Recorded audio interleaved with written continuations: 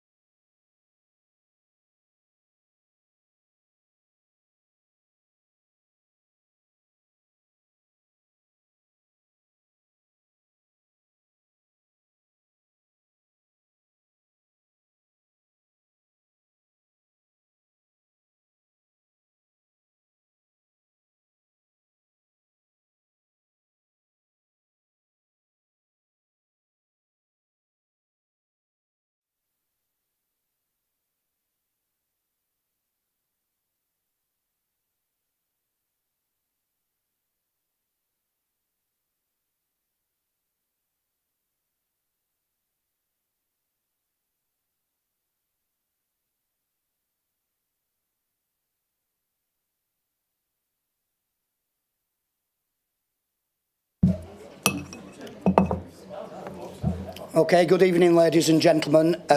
Welcome to this special planning committee meeting, 7th of May 2026, I think it is. Just before I get started, all members of this committee know it's an emotive subject, planning, but we are governed by something called the NPPF, which is the National Policy Framework, Planning Framework, as Mr. Yates in the crowd knows.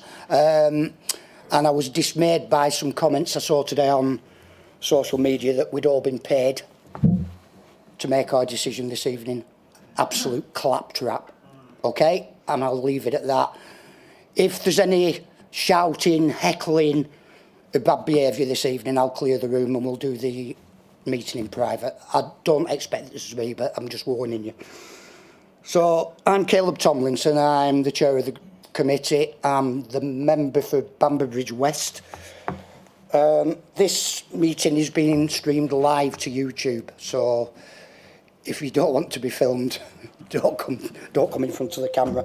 If you're attending the meeting because you're speaking on the applications, you come to the microphone here opposite me, press the speak button, and you have 4 minutes. When your 4 minutes is up, I will let you know, and I expect you to tie up your arguments. All right.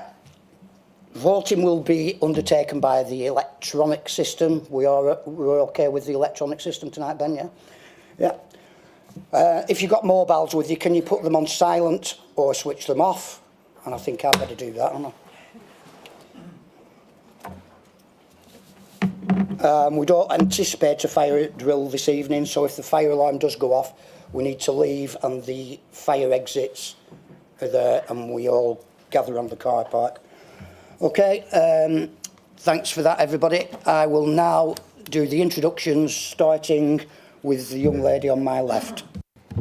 Good evening, I'm Elizabeth Thornber, Head of Planning and Enforcement. Good evening, I'm Elaine Stringfellow, Councillor for Lostock Hall Ward and Vice Chair of the committee. Good evening, I'm Gail Wootton, I'm Director of Planning and Property. Good evening, Catherine Thomas, Planning Manager. Good evening, Olivia Pemberton, Case Officer of both applications. Good evening, Debbie Roberts, Development Management Team Leader. Good evening, Chris Salby, Development Planning Team Leader. Good evening, I'm Councillor Keith Martin, I represent Middlefirth Ward. Good evening, I'm Councillor Ange Turner and I represent Broadoak, Penwitham. Good evening, I'm Councillor Peter Molyneux and I'm the Councillor for Samlesbury and Walton. Chris Lomax representing Walton-Dale East. Good evening. Good evening. It's good to see so many people here this evening showing an interest in planning. My name is Phil Smith and I represent New Longton and Hutton East. Good evening. My name is James Gleeson, Councillor for Count Green, Gregson Lane. Good evening, I'm Councillor Mary Green, Councillor for Moss Side and Midge Hall. Good evening, my name is Hayden Williams, I'm the Councillor for Leyland Central. Ben Story, Democratic Member Service Officer supporting the meeting tonight. Alex Jackson, Legal Services Team Leader. Okay, thanks everyone. Item number 2 on the agenda tonight is apologies for absence. We've had an apology from Councillor Peter Pillinger and he has been substituted by Councillor Keith Martin. And item number 3 on the agenda, moving swiftly on. Do we have any declarations of interest this evening? No? Good. Item number 4 on the agenda, minutes of the meeting held on the 23rd of April 2026. Councillor Smith. Yeah, thank you, Chair. I have one small amendment and if the members agree to that, obviously I will propose that we accept the minutes. It's a small amendment on page 8. And it's headed a minor amendment to condition 5 regarding the hard and soft landscaping. That was proposed by myself, but to be completed with the agreement or satisfaction of a Claire Wicks that lives next door, and that's really, really important, Chair. Thank you. Yeah, we'll put that amendment in, Councillor Smith. Thank you. Anybody else? Oh, okay, can we go? I'll propose it or second it, Chair, whichever it is. Yeah, can we have a seconder for that proposal? Anyone? Thank you, Councillor Williams. Right, we'll put that amendment in the minutes for you, Councillor Smith. Okay, I'm happy to sign them with that amendment. Thank you. Okay, let's move on to agenda item number 5 this evening. Cuerdale Garden Village, Cuerdale Lane, Samlesbury. Olivia, if you would like to present this item. Thank you. Thank you, Chair. This application is an outline application with access for the mixed-use development at Cuerdale Garden Village, environmental impact assessment EIA development comprising up to 1,300 dwelling houses, up to 164,000 square metres of employment floor space and ancillary uses, a park and ride facility, outdoor recreational facilities and publicly accessible open space, a local centre and 2-form entry primary school.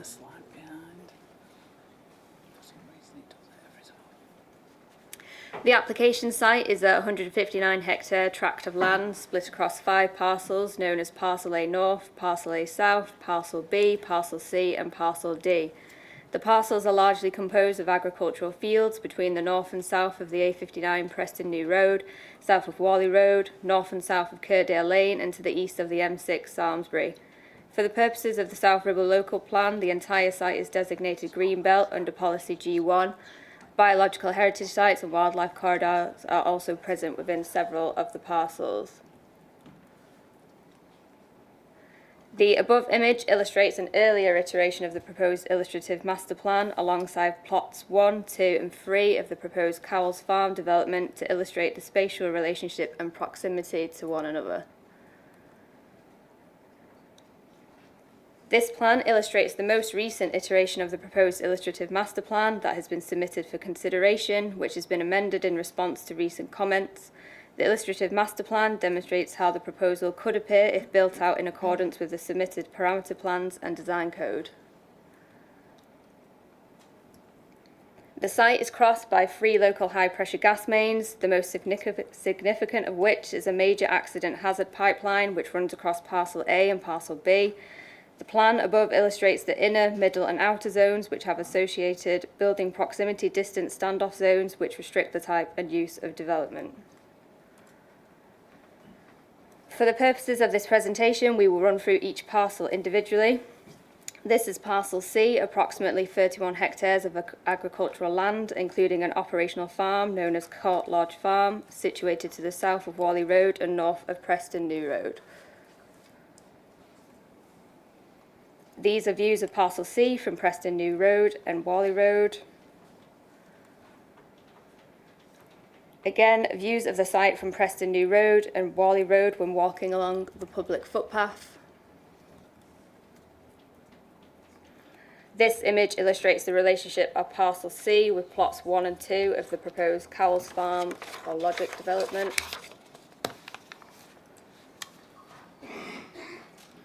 The proposed parameter plan for Parcel C indicates that the parcel will be occupied by employment floor space. Court Lodge Farm would be demolished as part of the proposals. There are 2 public rights of way which would be retained, albeit in diverted form, and maximum building heights would be set at 23 metres. This plan shows the illustrative master plan for Parcel C, accommodating a series of industrial type sheds with associated internal roads, public open space and SUDs. 2 new points of access would be taken off Whalley Road, the most significant being a new signalised junction. A new priority junction is also proposed from Preston New Road in the southwestern corner of the site. As access is applied for as part of the application, this slide illustrates the proposed signalised junction at Parcel C, which has recently been amended to address concerns from highways. Moving to Parcel B, this is an agricultural plot of approximately 24 hectares situated to the north of Cuerdale Lane and south of Preston New Road. It's located adjacent to the InBev Budweiser Brewery and to the north of Blackburn Wastewater Treatment Works. This illustrates the parcel's relationship with the Grade 2 listed Rowley Fold Farm and Samlesbury Memorial Hall. This slide illustrates views from Parcel B from Rowley Fold Farm and views from 5 Bargate Junction facing west and views from Preston New Road. This slide illustrates Parcel B's relationship with plots 2 and 3 of the Logic Cowell's Farm development. And the proposed parameter plan for Parcel B illustrates the parcel's constraints in the form of the gas pipeline easement alongside the inner and outer odour zones which are associated with the wastewater treatment works. Building heights here are restricted to 16.5 metres to 20 metres with B2/B8 uses proposed. The illustrative master plan illustrates the potential arrangement of buildings on Parcel B, including a playing pitch and SUDs. And the proposed access into Parcel B would include 3 new priority control junctions along Cuerdale Lane. Moving to Parcels A, North and South, this is an area of approximately 74 hectares, comprising agricultural land to the north of Cuerdale Lane, west of Vicarage Lane and south of Preston New Road. An operational farm and non-designated heritage asset known as Walmsley Fold Farm is situated within Parcel A South. This slide illustrates views from the southeast corner of Vicarage Lane and views from Cuerdale Lane and Preston New Road. The parameter plan for Parcel A North illustrates the location of the gas pipeline easements and the location of flood zones 2 and 3. It's calling me now.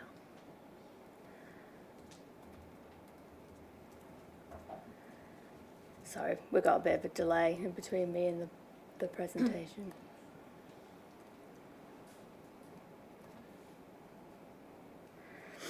A 50-metre ancient...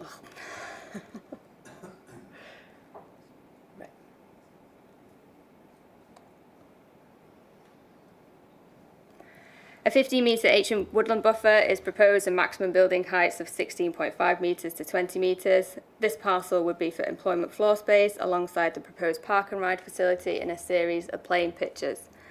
Parcel A South is indicated for residential development with an area proposed for a local centre and primary school. Heights of the local centre have been reduced to a maximum of 4 stories, with residential development being limited to 3 stories or 2 stories in the visual and landscape sensitive areas.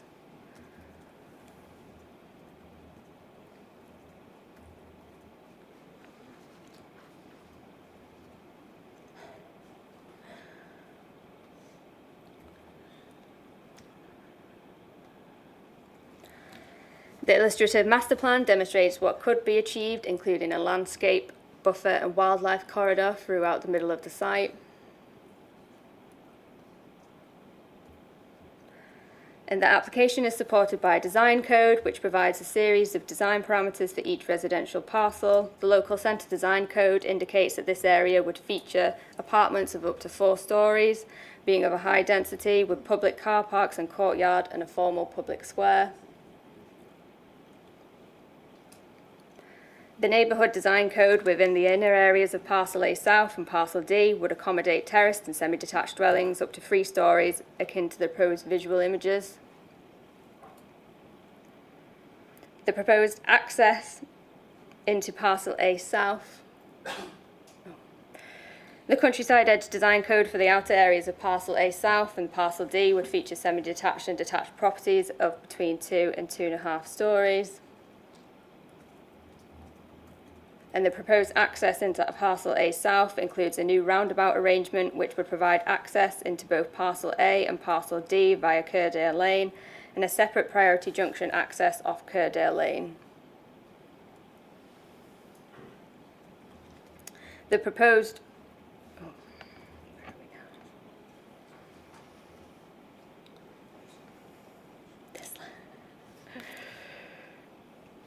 The development would include the removal of the existing crossroad arrangement of Vicarage Lane, Cuerdale Lane and Roach Road, with the provision of a separate priority junction.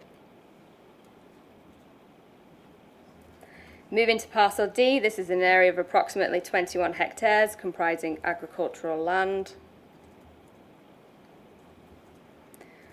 This illustrates views of Parcel D when viewed from its southwest corner. And this view illustrates Parcel D and Parcels A relationship with Plot 3 of the Logic Cowell's Farm development. Views of Parcel D from Roach Road and Cuerdale Lane. The proposed parameter plan indicates a wholly residential use for this parcel, with dwellings set at a maximum of up to 3 stories or 2 stories in visually sensitive areas. And the proposed access alongside the new roundabout arrangement would also include a new priority control junction with Ghost Island right turn. The illustrative master plan for Parcel D indicates the potential layout of the residential uses, including the provision of a NEEP and SUDS. And a separate design code, the Hamlets Design Code, is proposed for the most southern part of Parcel D, where semi-detached and detached dwellings are proposed in the style illustrated in the visuals. In summary, for the main issues, the statutory consultation responses and neighbour responses are all summarised in the committee report. Over 1,250 letters of representation have been received from residents and other parties. The potential benefits of the proposal and the harms arising from the development are also summarised in full in the committee report. However, it is the office's view that the harms arising from the proposed development are substantial and significantly outweigh the benefits. Very special circumstances do not exist to clearly outweigh the potential harm to the greenbelt by virtue of inappropriateness and the other identified harms arising from the proposal. Although there would be benefits arising from the proposal, these would not be sufficient to outweigh the harms, and consequently there is a conflict with the development plan as a whole and the emerging Central Lancashire local plan. Officers are therefore recommending refusal on 8 grounds, namely conflict with the adopted and emerging spatial strategy for Central Lancashire, inappropriate development in the greenbelt for which no very special circumstances exist, prematurity and undermining of the plan-making process of the emerging Central Lancashire local plan, substantial harm to landscape character, harm to the visual amenity of the area, insufficient assessment of other available and suitable sites in sequentially preferable locations for the proposed employment floor space in relation to officers, insufficient information to enable a full and proper assessment of the highways impact of the proposal, and insufficient information to enable an assessment of the impacts of the development on archaeology. Thank you, Chair. Thanks for your report, Olivia. Well done. You've never addressed committee before, have you? Well done. Not this committee, Chair. No. Okay, we have 5 registered speakers in objection to this application. First of all, do we have a Dominic Page here this evening?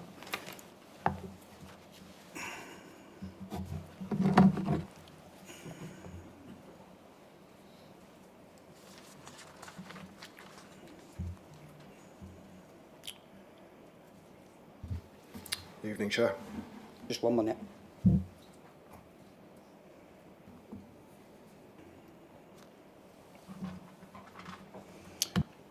Good evening, Dominic. Okay, if you introduce yourself, you've then got 4 minutes, okay? Thank you, Chair, and good evening, members. My name is Dominic Page, and I represent the Budweiser Brewing Company in respect of its Samlesbury Brewery, which is one of the borough's major employers. Budweiser has fundamental concerns regarding the scale and proximity of development to its brewery and the unavoidable constraining and permanent effects such development would have on its operations and growth ambitions. As members will be aware, Budweiser has invested significantly in its brewery over the last decade to improve production capacity, to significantly improve its carbon footprint, and to substantially improve highway safety. And the business has serious concerns that the proposed development could put these investments in jeopardy if planning permission be granted. To highlight these concerns further, I shall briefly summarise the brewery's key issues. First of all, traffic congestion and delays to production. The construction and operational phases of development will inevitably cause significant and permanent levels of increased traffic and major disruption across the local highway network. This would be a major constraint to the brewery's daily operations, predominantly through delays to inbound traffic needed for the supply of ingredients and materials to facilitate brewing and packing products. The application confirms that delays of up to several minutes are expected at key junctions in the local area during the lifetime of the development, which will delay brewery traffic and will in turn increase production risk. Next, highway safety along Cuerdale Lane. Budweiser incurred significant costs in the delivery of a new HGV holding area to the brewery's frontage in response to historic road safety issues in proximity to the main brewery entrance. The introduction of substantial volumes of additional residential and commercial traffic along Cuerdale Lane as a result of the development would only increase the risk of accidents around the brewery's 2 main access points, negating the benefits of the brewery's holding area investment. Potential noise complaints from future residents. The brewery creates a noisy environment and operates on a 24/7 basis, which is not conducive with major residential development. The brewery fears that future residents located immediately to the west of the brewery would generate noise-related complaints to the council that could result in unworkable restrictions being placed upon its future operations. In this instance, the planning officer's report highlights the applicable agent of change principle at paragraph 11.246. But if the brewery's operations become overly constrained, the future viability of the brewery could be placed at risk. Finally, business critical risk to the brewery's water supply. Budweiser has also highlighted the risk that the scheme places on its water supply, which is piped from boreholes across parts of the application site. The risk of potential damage to or contamination of the water supply is business critical, including the potential to shut the brewery's operations for indefinite periods. Overall, Budweiser considers that the proposed development would result in too great an impact on its production capabilities due to its scale and proximity to the brewery. Moreover, the officer's report highlights that there is no adopted local or national planning policy basis to support the development, and so Budweiser fully supports the planning officer's recommendation for members to refuse planning permission. Thank you, Chair. Okay, thank you, Dominic. Do we have a Graham Birkby with us this evening?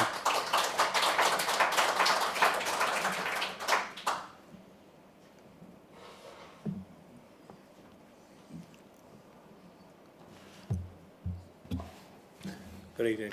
Hiya. Okay, you have 4 minutes. Good evening, Chairman, Councillors and Planning Officers. I am a resident of Samlesbury and I am here this evening to object to this application on the following points, those being a plan-led system, spatial strategy and prematurity. I speak this evening to address the principle of development and the importance of a plan-led system which sits at the heart of planning decision-making. This application fundamentally fails that test. This proposed development in Samlesbury is not allocated for housing, employment or mixed-use development within either the adopted development plan or the emerging Central Lancashire local plan. As councillors, you will be aware of Section 38, Paragraph 6 of the Planning and Compulsory Purchase Act, which requires that decisions must be led and made in accordance with the development plan unless material considerations indicate otherwise. In this case, there is no justification for departure from the Act. Policy 1 of the Central Lancashire Core Strategy is clear. It directs growth to sustainable locations within urban areas and allocated sites. Policies SS1 and SS2 reinforce a settlement hierarchy, not forgetting there is also a brownfield first approach driven by the Labour government. This site is a rural greenbelt location outside of any defined settlement and is not allocated. The proposal is therefore in direct conflict with the spatial strategy as set out in the planning officer's reason for refusal number 1. Furthermore, the Garden Village proposal includes significant out-of-centre employment and commercial uses. This conflicts with Core Strategy Policy 11 and fails the sequential test required under paragraphs 91 and 95 of the NPPF. The applicant has failed to demonstrate that other reasonable sites exist, failing the sequential test that is required for an application of this size. That is a clear policy failure regarding prematurity. Paragraph 50 of the NPPF makes it clear that refusal is justified where a proposal is so substantial that it would predetermine decisions central to an emerging plan. This scheme proposes approximately 1,300 houses and major employment use under the misnomer of a village. The emerging local plan is at an advanced stage and approving this development would fundamentally undermine that process. This aligns directly with the reason for refusal number 2. Finally, on housing need, paragraph 78 of the NPPF requires a 5-year housing supply, which the council can demonstrate and has been reviewed by the planning inspectorate in the emerging local plan process. The housing delivery test shows delivery at 326%. Story Homes claims that this application meets an unmet need. However, as a result of over-delivery, there is clearly no unmet need. Therefore, there is no justification in releasing unallocated greenbelt land. In conclusion, the proposal is unallocated, unsustainable, contrary to the spatial strategy, fails the sequential test, and will undermine the local plan process. It is precisely the type of development the plan-led system is designed to resist. As a result, I implore you to follow your planning officer's guidance and to reject this application. I'm not asking anybody to do so, but I'm sure if I were to ask for a show of hands as to who passionately opposes this application, almost everyone in here would put their hand up. Thank you. Okay, thank you, Graham. Thank you.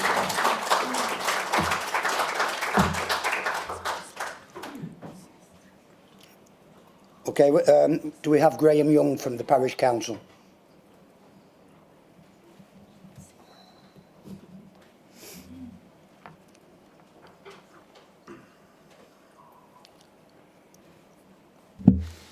Good evening, Chair. Good evening, Graham. Okay, you have 4 minutes, okay? Thank you.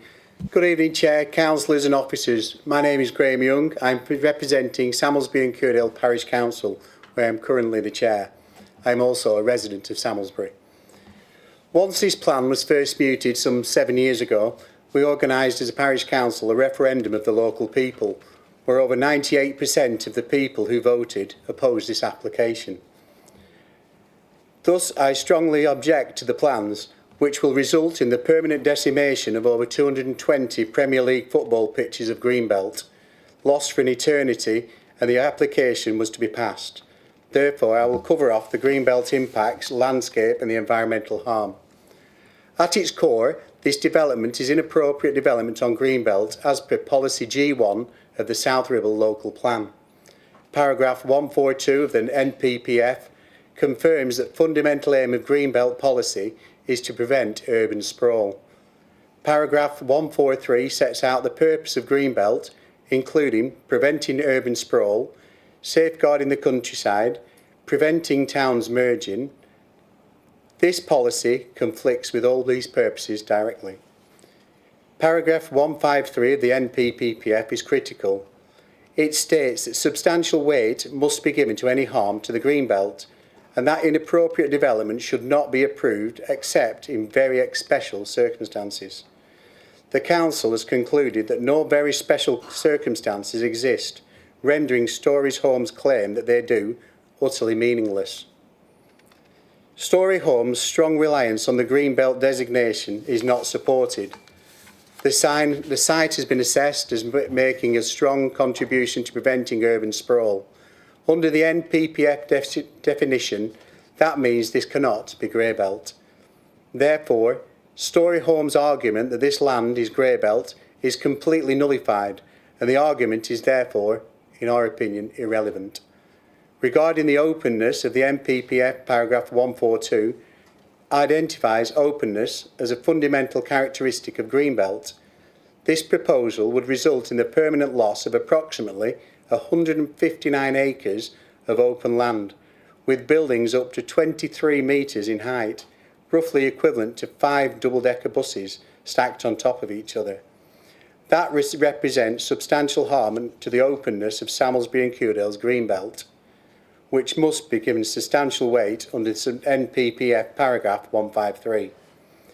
The landscape impact are equally significant. As set out in the reasons for refusal number 3, the proposals would result in adverse urbanisation influence on the landscape, contrary to your core strategy policy 21 and paragraph 135 of the NPPF, which requires development to be sympathetic to the landscape character. In addition, the visual impact is unacceptable.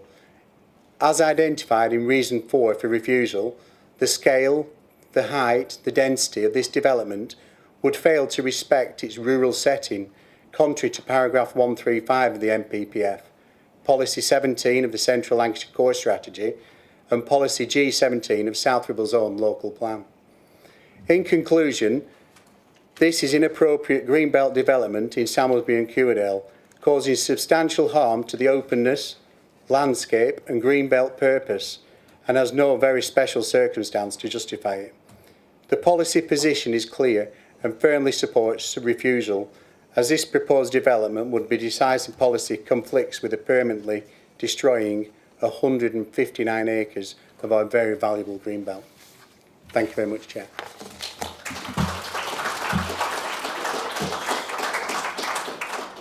Okay, thanks, Graham. Next up we have Chris Barron. I hope I'm pronouncing that correctly. Is it Barron? It's spelt Barron.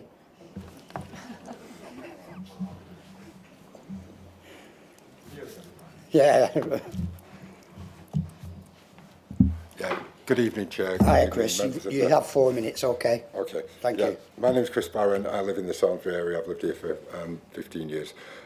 My objection relates to the presence of the high-pressure gas mains and the fact that I consider that the developer hasn't fully addressed the safety concerns relating to them.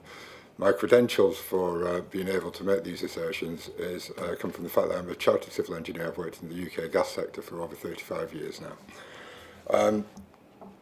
The developer has acknowledged the presence of 2 high-pressure gas mains that run through as we've demonstrated on the slides. First thing that jumped out at me when they went through is they only mentioned one of them as being a major hazard accident pipeline, an MHAP pipeline. Both of them are. the Cadent pipeline as well as the national grid operate at 70 bar. Unfortunately, that was the first time I'd seen the slide, so I'm commenting a little bit on the hoof there. So that was that's one great omission. Secondly, they don't appear to have complied with the overriding design, operational and maintenance criteria, which is governed by a specification called IGEM, the Institute of Gas Engineering Managers, TD1 edition 6. To try and summarise, it's quite a technical document, but to try and summarise it in the time allotted, when a pipeline is designed and constructed, the area it runs through is classed as either a Class R, a Class S or a Class T. Class R being rural, Class S being urban, and Class T being highly density city centre. When both pipelines obviously were designed and constructed as in type R areas, and the safety factor associated with the two areas is completely different. One has a safety factor of 0.72, a Class S has a safety factor of 0.3, which in layman's terms means that the thickness of the pipe wall is thicker. So it reduces the potential for a failure.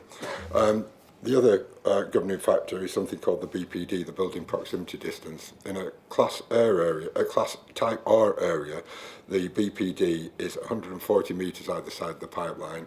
In a Type S area, it's 25 metres either side of the pipeline.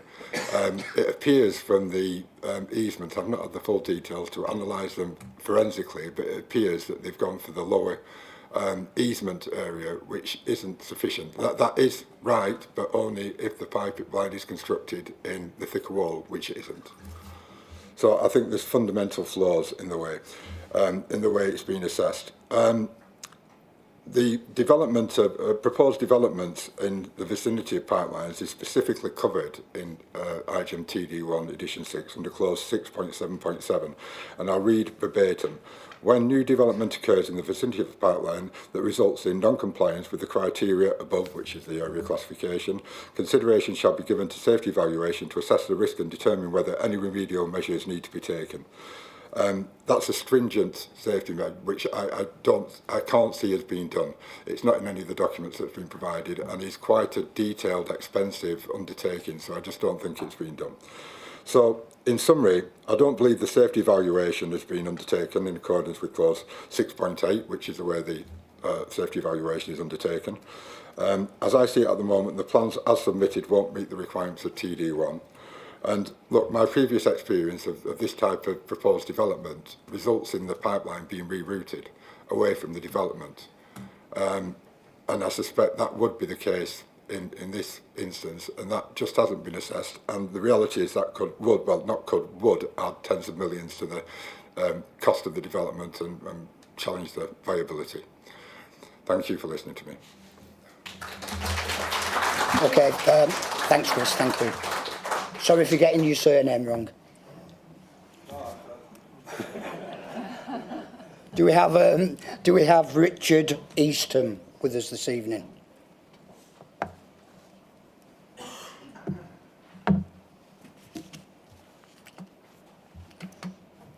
Okay, good evening, Richard. If you press your speak button, you have 4 minutes, okay?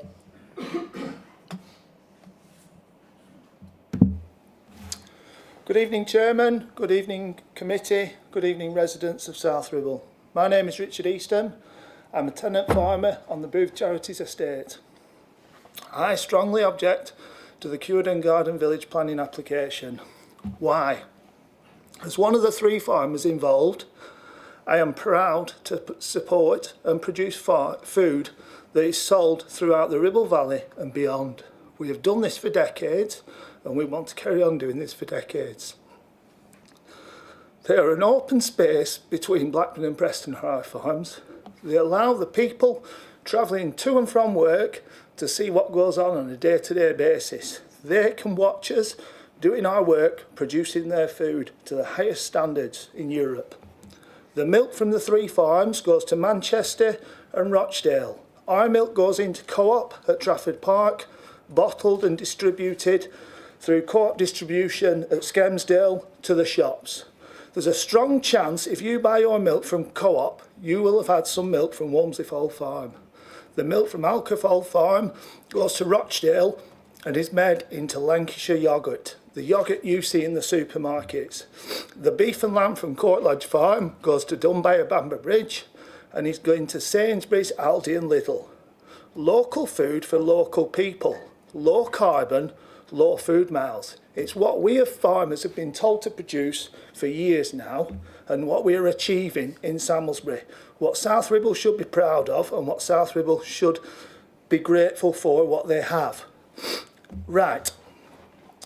The farm at Walmsley Falls set off with my grandparents 80 years ago. Grandma sold eggs into Preston and milk to the milk board at Bamber Bridge. My parents sold sheep, beef and milk in a similar way. Now myself and Rebecca sell milk. We have school visits. We let in the schools from the Farms Trust come and look round the farm. These are kids who've never been on a farm, never seen cows, never seen the milking process, don't know how milk is cooled and pasteurised and through dairies. This is educational. This is what we do on a basis of helping out schools and educating and food promotion. We have youth groups in, we have young farmers in and learning, trying to encourage people into the industry. With Greenbelt, we can farm, and this is what we can do. We produce a nutritious product. Without Greenbelt, people would suffer. The Greenbelt in Samlesbury, the farms, is used not just for farming. We also have footbaths and bridal ways, which let people use in their weekend time in recreation. All this would be blown apart if this development took place. In the future, we as farmers need to be able to farm, and to do that we need Greenbelt. We need land, we need soil. No one yet makes soil. You cannot make soil. You can take soil away, but you can't put soil back. We can build on brownfield, but I cannot milk cows on brownfield. I need soil. Therefore, I ask you to strongly object to this motion tonight. Thank you.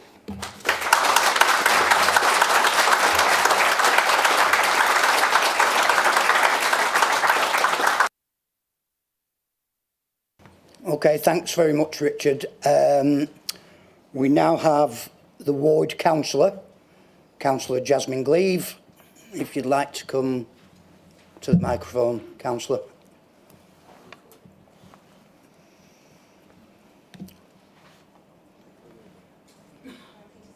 Yeah.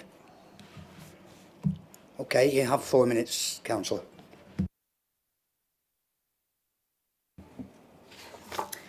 Good evening and thank you for all being here tonight, especially those travelling in to support Samlesbury in objecting to this application. I would also like to thank the planning officers here at South Ribble for the incredibly detailed report. It has summarised this application and its many shortcomings brilliantly, and while we are forced to speak only in policy terms for relevance, I would like to say outright that this whole application should simply be somewhere else, not on swathes of greenbelt, productive farmland, providing separation between Preston and Blackburn.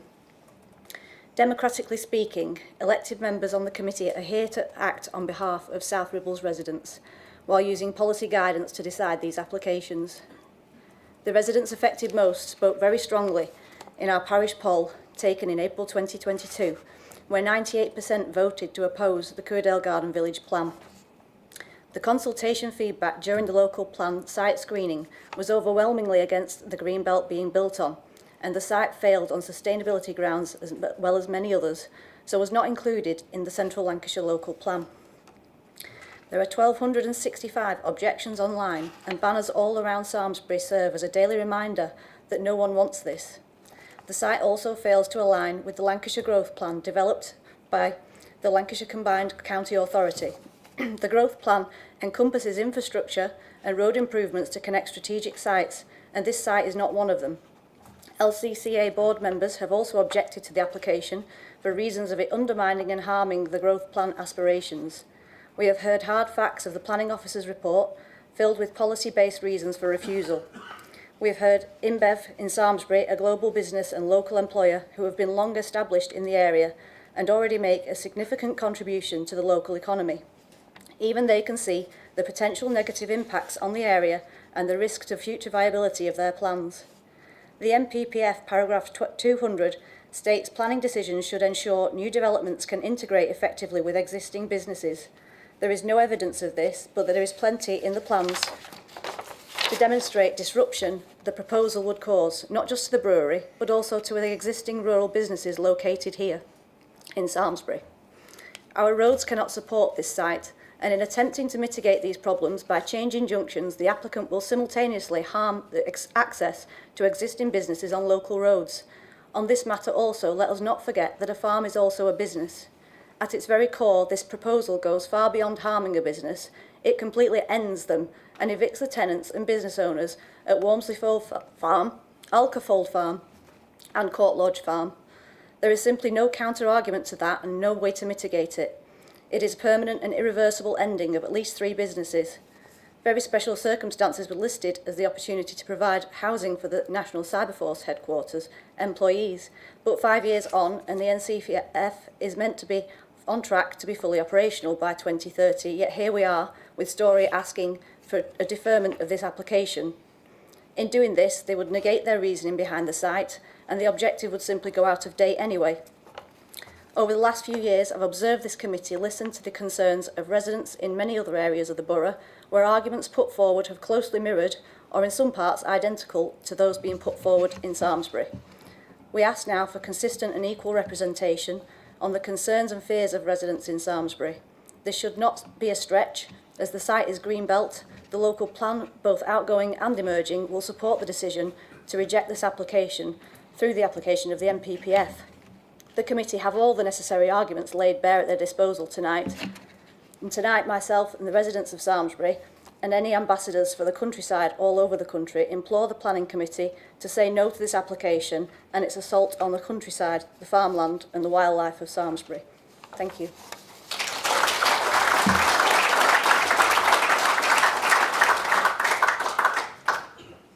Okay, thanks, Councillor Gleave, for that. Right, we have the applicant, John Winstanley from Story Homes.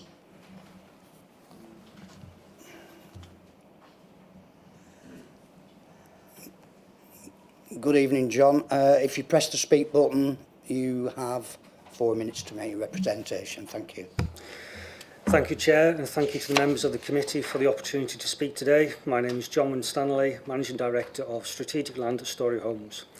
Cuerdale Garden Village is an exemplar scheme designed in collaboration with the Council to utilise and take advantage of this site's unique location and proximity to the newly established National Cyberforce campus at Samlesbury. We believe that this project is strategic and crucial for regional economic growth and local jobs. Andy McNay, the government's mission champion for the North West, has written to you all formally supporting the scheme. In his letter, he says that failure to approve a scheme of this stature will not only be economically damaging for our region, but may inhibit potential future growth and investment of this scale, which will have a detrimental impact on our collective ambition to grow the Lancashire and North West economy. This scheme will deliver £475 million productivity boost to Lancashire, £376 million of which will be directly into the borough, enabling South Ribble to seize the economic opportunity of the NCF in a sustainable location, fulfilling any immediate need while encouraging future defence clustering, unlocking growth and creating jobs. The Garden Village will also deliver a new community of up to 1,300 high-quality homes. Vitally, 50% of the homes proposed in the application before you today will be delivered as affordable homes. This is a significant figure in a borough where there are over 2,000 households on the housing register. This is an application that was developed in collaboration with the Council, reflecting in the site's identification in the Regulation 18 Draft Local Plan as a preferred growth option.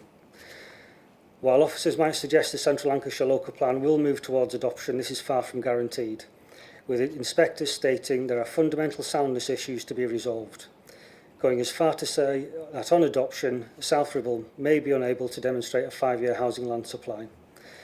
Cuerdale Garden Village presents this committee and South Ribble with an opportunity to address the inspectors' concerns.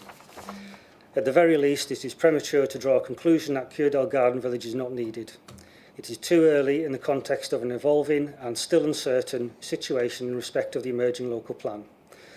What Cuerdale Garden Village offers is the opportunity for the Council to retain control of the release of land to meet development needs in the context of the local plan being found unsound, which remains distinctly possible.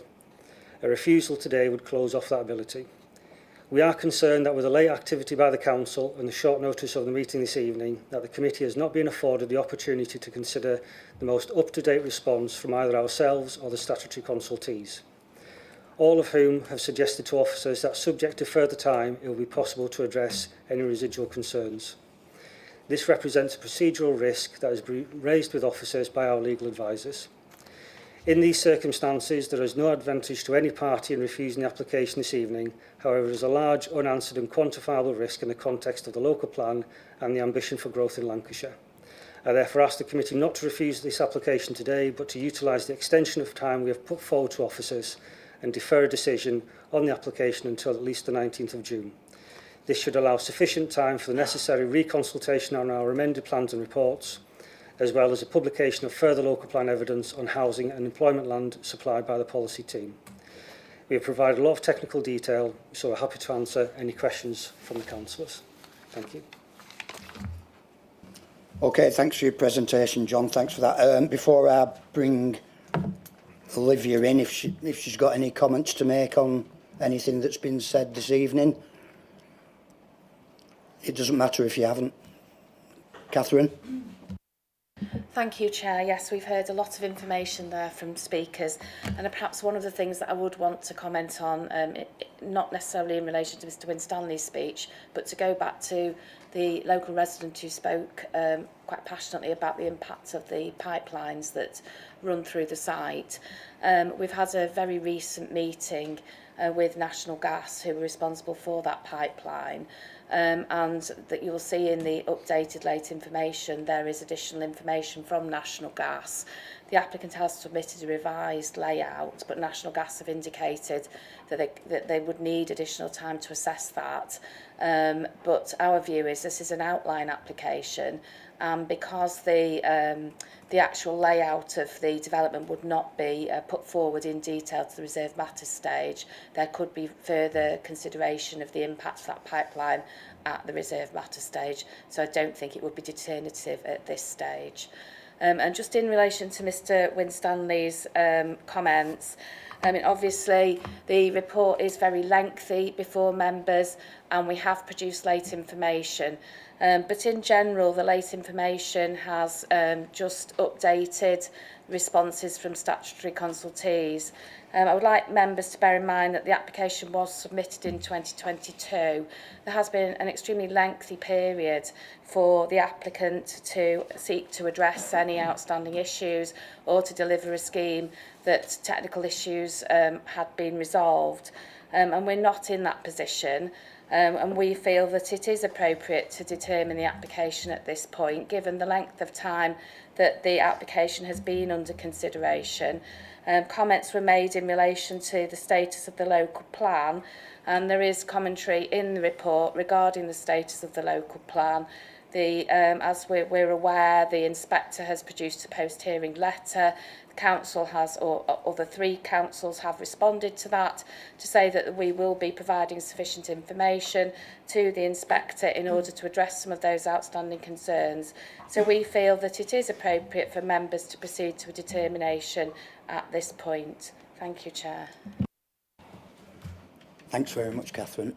Before I open it up to committee, just a letter from an MP is not a material planning consideration, so we don't need to even consider that letter. Right, let's open up to committee, please.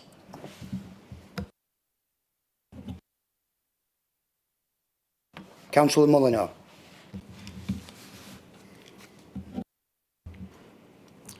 Yeah, thank you, Chair. Can I start by thanking our officers for a very thorough and comprehensive report. A great deal has already been said this evening, and I don't intend to go over that again. There's quite a lot of information been given to us already, but I would like to say that this application is not policy compliant, and therefore it should be refused this evening. We, as a council, if we allow this to go, we will be decimating our green belt, destroying our farming land and destroying the landscape and the character of the Samlesbury area, which I think is ridiculous. Samlesbury Parish Council have obviously given their opinion on it, and obviously lots of the local residents have, and they are all for refusing this application, and I tend to be with them as well. They've all had their say, and for me, I would look towards going for refusal, Chair. So I therefore propose that this application be refused as per the 8 reasons given on our report. Thank you. Okay, thank you, Councillor Mullinor. Councillor Phil Smith. Yeah, thank you, Chairman. And thank you all the residents and the applicants that have come here to speak this evening. As one of the long-term councillors on the planning committee, and in fact long-term councillor altogether, I have to say this is probably one of the worst planning applications I've actually seen presented to South Ribble. It's got so much missing out of it. It really has. The gas pipe, certainly I was made a note of, and certainly would have a severe worry at that, and whilst at a further stage I suppose that there's always an engineering answer to most things, and that probably could be sorted, but at this stage it's not. Why on earth would we here in South Ribble want to destroy part of our community, part of the heritage that we have? I mean, the rolling hills of Samlesbury in the area is such a beautiful place, and what is proposed here this evening in outline stage, so we don't know what we're going to get if it goes to another stage. We've no idea, but at outline stage, I think this is just not acceptable at all in any way.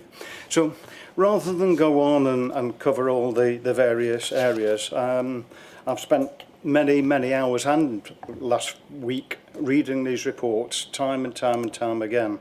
I've read them from back to front and all the way around. And the report officer's report is a good report.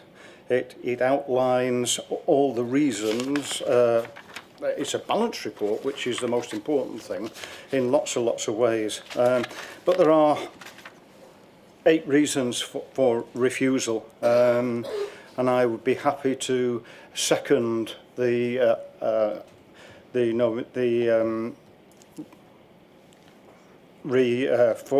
would second the nomination for refusal on all the items from 1 to 8 within the supplementary report. So thank you, Chair.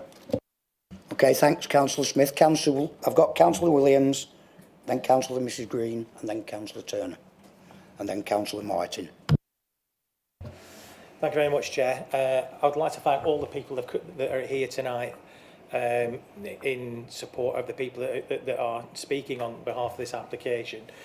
Every single one of you spoke extremely well. I was really moved by the farmer, by the last speaker, and also thank you to the officers as well for putting together such a comprehensive report. As with all applications that we get on this committee, they are expertly written, and they are finely balanced, and they help us enormously with coming to decisions. Since all this started in 2022, there's been this new concept of grey belt. You know, this didn't exist a few years ago, and it seems to be the reason why it's taken so long to get here now is that grey belt is suddenly this new word, this new planning word. Obviously, the planning officers will know a lot more about it than I do. I'm just on a committee. I'm more of a layman, and it seems the word grey belt has been seized upon by the developers thinking, right, I know how we can get this through now. Let's get this land designated as grey belt and we can build on it. And it's basically trying to make a square peg fit a round hole. Right? This site is currently allocated green belt, and it hasn't, and it won't change its definition. It hasn't done in the local plan. It's for us to decide locally, the residents to feed into local plan making, which they have been doing over a number of years now, to decide whether the land that we develop on in a local plan is stuff we should build on or not build on, or what would be green belt. Us residents decide what that land, residents and councillors and planning officers with their help decide whether land is green belt, whether it should be reserved or not. Right? Unmet need for this type of development. People keep saying that there's an unmet need for it. If you go 5 miles down the road, down to the end of the M65, what's down there? A load of industrial land that's supposed to be there. Nobody's built on that for the last 5 years. So if there's anything there, go and build on that first. That is land that's designated to be built on. It's not sustainable either. There's no facilities in this development other than a local centre, which could just mean a little spa and corner shop. How is that going to sustain 1,300 houses? How is that absolutely possible? Yes, there's football fields, but building those on floodplains, it's like this development seems like some utopia where nobody ever leaves. It's like a new Royston Vasey where nobody ever leaves. Right? So when you're talking grey belt, it must have the following features. Right? It mustn't be fully enclosed in a built form, and this is an open countryside. This land is separated between Preston, Blackburn and Mellor, so it contributes to separation. It's not dominated by urban land uses. It's farmland, it's sporadic housing. Yeah, there's a brewery there, but that's the only industrial site that's there. The whole point of having this local plan is people in the borough get to determine where development and infrastructure is placed and how jobs and economic growth is put together. And it's us that gets to live with this development. It's not Story Homes. Once they're built, they wander off. It's us that has to live with this for a lifetime. And this proposal fundamentally is not in our local plan. This application was logged in 2022 and it's as preposterous now as it was then. There's been more than enough time to get over issues, and a proposal to defer this is not going to get over that fundamental principle that this development is totally wrong for this area. It will completely destroy a massive area of this borough for what? Any economic growth and jobs are welcome, but the current and emerging development plan that we've got takes care of all that. And let's not pretend that the so-called benefits of this scheme are provided for some altruistic reason. I'm going off on one now, and I do apologise for that. This is probably the biggest example I can think of corporate greed. Companies and developers quite content to destroy a huge area of open countryside for their own benefit and completely ignore the local plan that we have that sets out controls how we provide housing, infrastructure and jobs for the benefit of local residents. But what concerns me more than anything else, and correct me if I'm wrong with this, the reason we are sat here tonight is this application has to be determined before a certain date, the 11th of May, and after that it gets taken out of our hands. Am I right in saying that?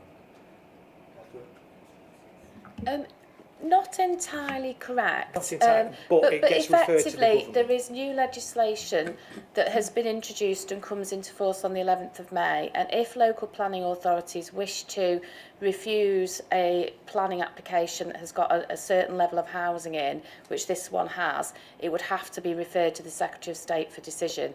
However, when we listed this application for committee and we chose the committee date, that legislation hadn't actually come out.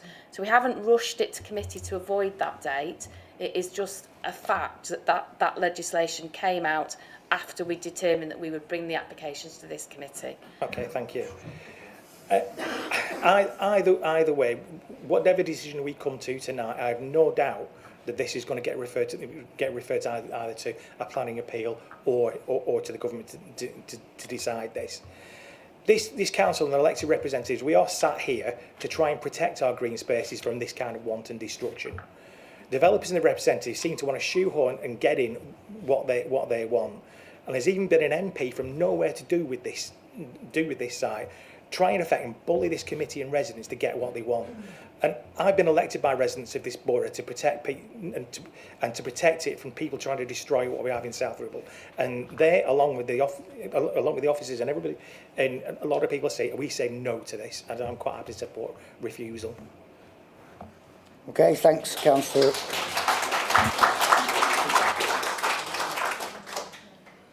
Thanks, Councillor Williams. Very popular this evening. Councillor Mrs Green. Yes, thank you, Chair. First of all, I too would like to thank all the officers involved in this. I was quite shocked when it was intimated previously that it's been sort of rushed through and we've not been given the opportunity of studying this application, etc. It's completely not true. I mean, we've had this extensive report, mega report to work through, which I'm sure we've all worked through this at length. We've also been on a site visit, and we were all taking expense from the council and time of officers to take us on a site visit, so we could all have very neutrally to have a look at all the sites involved. I already knew the area quite well, but even so, you know, it was very good to have a look at the extent of the application. It brought it to life rather than just looking at a report. So I feel that the officers have done an excellent job on this and couldn't possibly do any more than what they've done to inform the committee. Obviously, a lot of the points in the report, the objections have been raised already with the residents and the speakers that have been on. But I think it just goes down to about 3 or 4 things, really. There are 8, but 3 or 4 are very important in this. We're down to one thing, that this proposal is inappropriate development in the green belt, as it definitely causes harm to the openness of this area. That's one real reason. The height, the scale, the density of the buildings wouldn't respect the rural setting and therefore have a large detriment to the visual amenity. Another planning reason. The site is currently in agricultural use. It's not like it's wasteland. It's being used in a very good way, as the farmer before told us. BAE Enterprise Zone, they've got sufficient land for their use, so it's not essential that this land is used, near them for their benefit. They've already got enough. There's 4 listed buildings in close proximity of this site. The Rowley Fall Farmhouse and the New Southworth Hall. They're definitely going to have to go or be affected. And there's another 2 Grade 2 buildings going to be affected as well. 4 Grade 2 listed buildings going to be affected by this application. The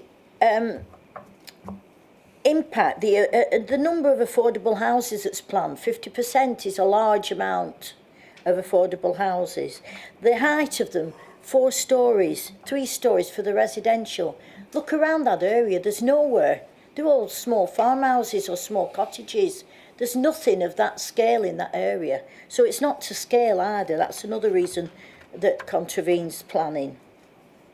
And then if you go on to the ecology, which hasn't been mentioned a lot, but there's 2 TPOs on site. There's 23 trees, 10 groups of other trees which will be removed, 17 hedges. The campaign to protect rural England have objected strongly against this proposal. And as has been stated before, this proposal would, because of its location, be car dependent. It's not in a sustainable area like it's been mentioned. So it's going to have to be loads more cars for people. That's not convenient. I mean, it's about 5 or 6 miles away probably from Blackburn. Surely a development of this size and nature would be better nearer to Blackburn, because they would have the schools, the infrastructure, the traffic, the transport, everything that people would like if they come to live in an area like that. It's not good. Where it is, there's nowhere. Out in the sticks, you're in the middle of nowhere. So really, all these reasons just lead to the fact that it's an absolute ridiculous application that's come forward. And to decimate and absolutely destroy that area, which is what would happen if this went ahead, is a crime. It's an absolute crime. So I'm also thinking of refusal. Thank you. Okay, thanks, Councillor Green.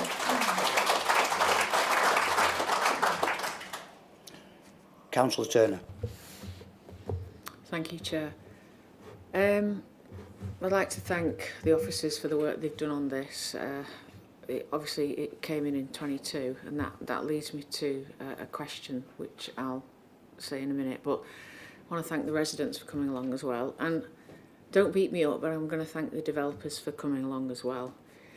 I mean, at the end of the day, this South Ribble and indeed the whole country has a massive issue with the lack of housing for our children, our grandchildren.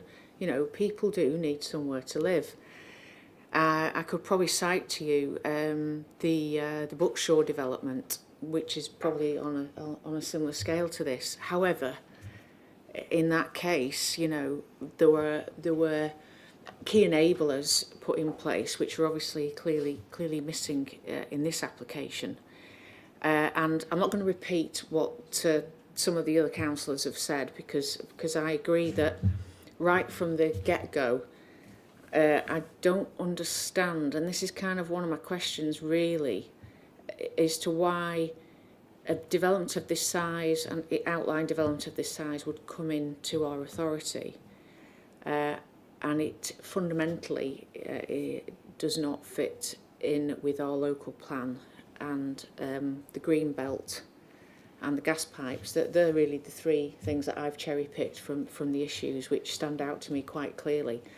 And I'm surprised that the authority and our officers' time should be spent for 4 years going along with something which for me would fail a gate review right from the start, and why this has been allowed to continue, where the authority's time and resources, and also the developers' time and resources, not to be sort of told more or less straight away that this just isn't going to fit, and that's what I'm concerned about, because it's kind of like wasted everybody's time. It's potentially if we vote to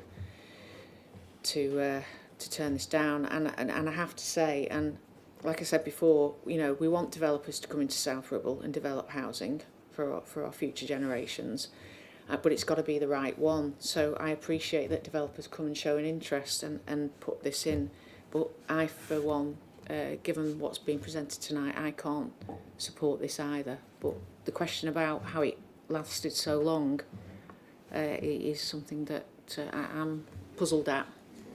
Yeah, thank you, Chair. Okay, thanks,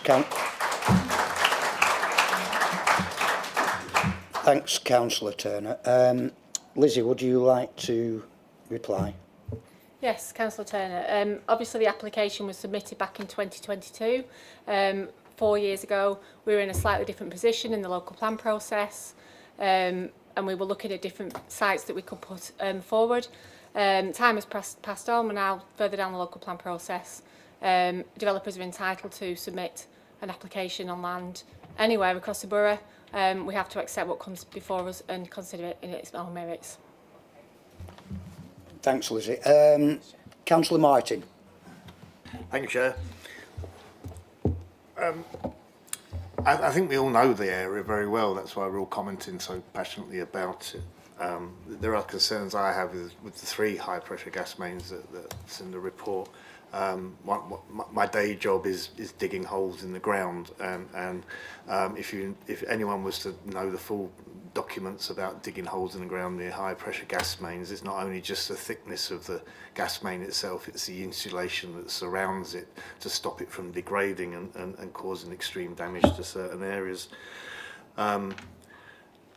The area's been our lungs, I suppose, for this central part that most of us reside in, and the guys who live outside either side in Western parishes and in Salisbury provide the clean air that we need to be able to continue what we're doing. and obviously InBev as well with the Budweiser brewery. I mean, we've had dealings with them, and it's nice to see them come and say, because we don't often listen or hear from businesses, and the concern are all there about the traffic. But what concerns me the most is the risks to the water infrastructure that they so heavily rely on, and it's part of their quality assessment and assurance program, I would imagine. Highway safety is very important as well. With regard to the Grahams, we had two Grahams, both spoke passionately. Brownfields should be developed first at every opportunity, and I think that should do. And it's nice to see. I'd like to comment on the two councillors that commented as well, eloquently spoken, and it's good to see them come to support their local environment and residents. Richard, it's very well put, your explanation of how that's, I think you said 80 years your family been there, but families before you have safeguarded that land so that you can carry on doing all that. And I noticed that there's a lot of passion with regards to what you do. It's been, I mean, I've just checked, according to what I was available to me, has been farming land since before 1840. And the woodlands there have been maintained by guys like you, families like yourself, and those before you. There's very little comment about the environmental side. I mean, the runoffs from developments like this mainly go into the water courses, and I can only imagine that will eventually leach into sort of the subterranean water courses as well, which would affect anyone who wants to extract water from there. I just want to comment on John Winstanley's comment about time. It's this committee that will decide whether we've had enough time to look at development. I think if we hadn't, we would have commented on that, and I think it's only fair that we work with the officers, and it's up to us to see whether we can adjudicate and look at this without prejudice.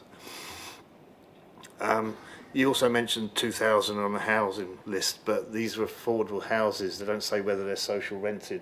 The 2,000 waiting for that are social rented, waiting for social rented. So that sort of doesn't help in any way whatsoever with those particular residents. On whole, the environment side of it, I mean, people don't realise the thermals and things like that. I mean, you've got birds of prey that circle that area. They rely on the thermal. You start building on there, it will change that dynamic. So it's stuff you don't see. It will also change the dynamic of the animals that sustain farms and soil and all that sort of thing. So on balance, this is not good for South Ribble in any way whatsoever.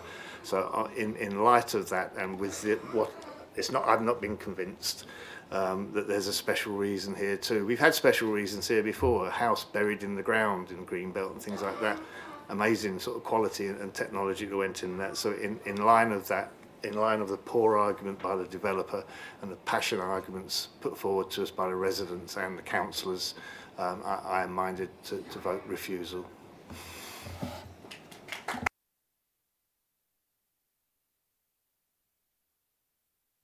Okay, thanks, Councillor Martin. Not bad for a substitute. Well done. We have Councillor Lomax. Yeah, thank you. To Richard Easton, I would like to apologise, and to his forebears, I would like to apologise because I did a lot of trespass in this area as a kid, being brought up in Whatleydale, going from pond to pond. And I'm not saying that we didn't get chased off land here and there, but it's worth it because I'm a firm believer in local, so I'm glad that the lamb and beef, which I do enjoy, and the milk is local. It was interesting with the gas pipe. That particular gas pipe carries on and comes up into one of my estates at Holland House, which the local residents weren't aware of. In fact, one of my officers wasn't aware of, and we were putting in a welcome feature that they'd actually saved up money for to put in, and it wasn't going deep. But as they started digging, actually someone was out, because they do a yearly check on the line, And that's what the bloody hell was going on. Because they could have hit it. Luckily, they didn't, and it wasn't going deep enough, and he was happy to go on, but he could have stopped it there and then, which is, well, extremely worrying.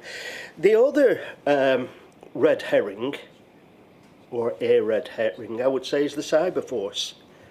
Yes, the cyber force is coming to Samlesbury, but they aren't going to want all the workers living in the same street or in the same village.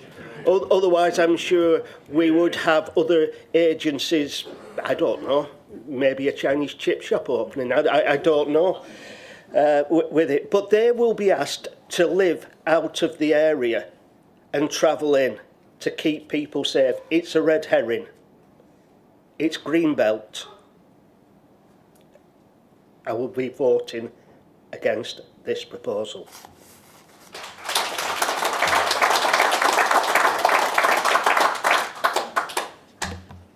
I won't mind Councillor Lomax, but there's no elections going on this year in South Whittle, so, but anyway.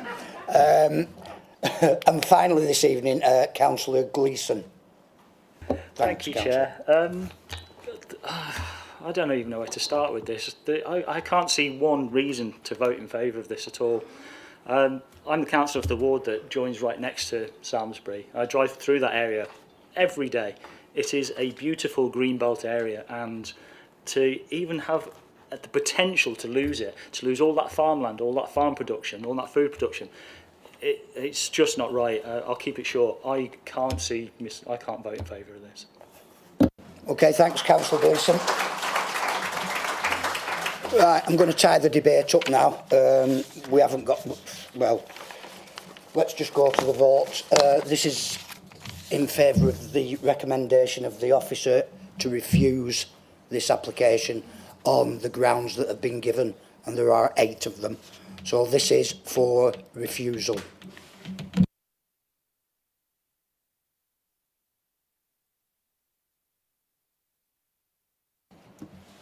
Alex, have we got the outcome, please?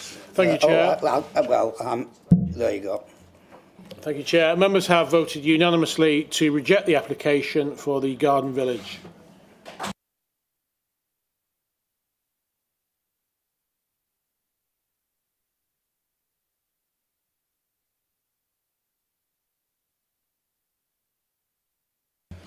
Okay, ladies and gentlemen, if you just came for that application, that's the end of that one. But there is now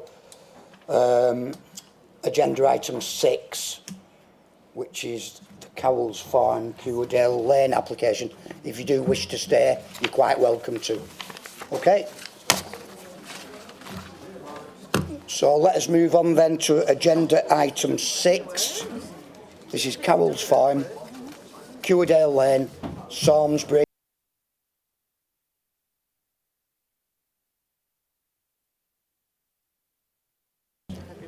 Members of the committee, if you want a comfort break, we can give it a couple of minutes, all right?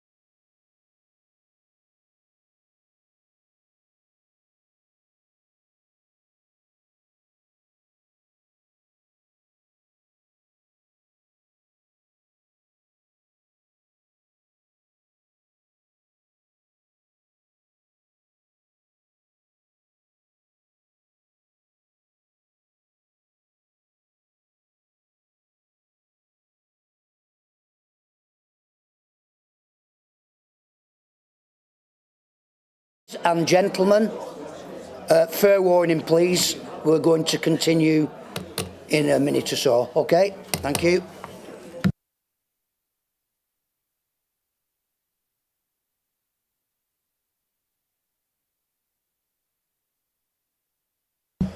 Okay, ladies and gentlemen, can I have some hush please, because we are moving on to agenda item number 6 this evening. It is Cowell's Farm, Cuerdale Lane, Samlesbury. And Olivia, if you'd like to introduce this item, please. Thank you, Chair.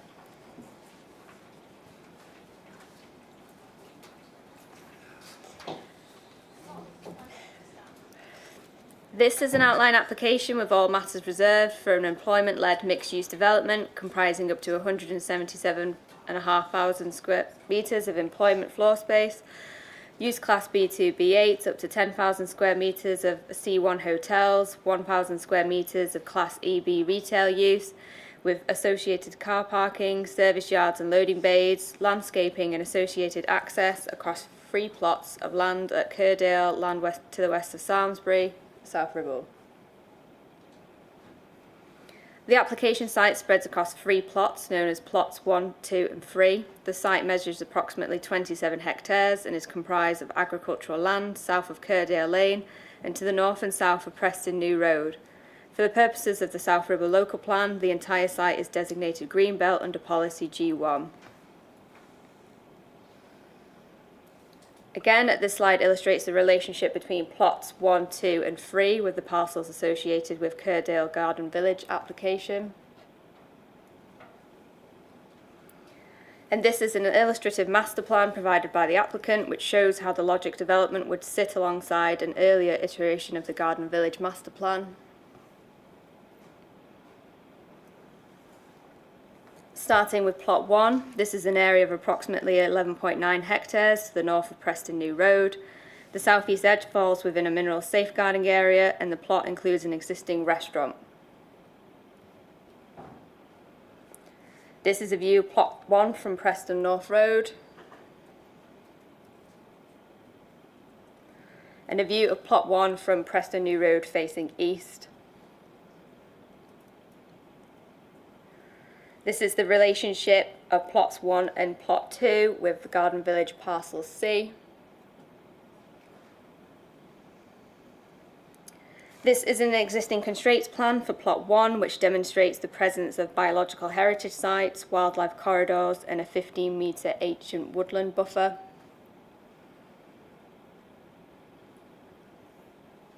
The parameter plans illustrate how plot 1 could accommodate employment and retail floor space with heights up to a maximum of 23 metres for units over 100,000 square feet. And the illustrative master plan demonstrates a potential layout of the units, including the locations of attenuation ponds and a new access and signalised junction taken from Preston New Road. However, access is not applied for as part of this application.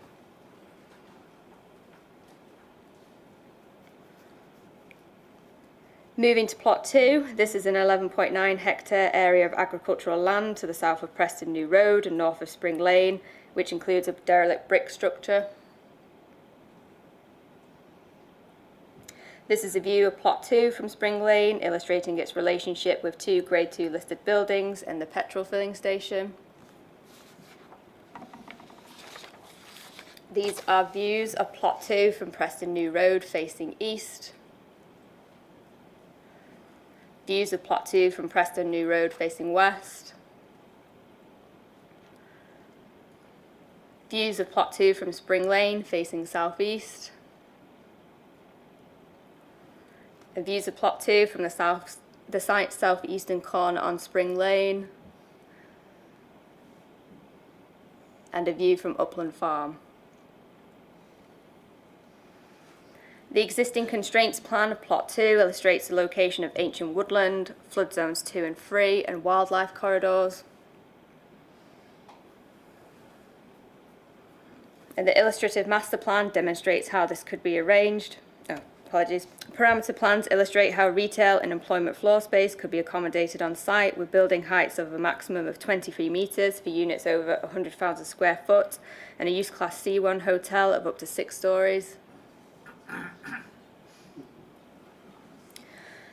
The illustrative master plan demonstrates how this could be arranged with a new access and signalised junction taken from Preston New Road and a new priority junction off Spring Lane.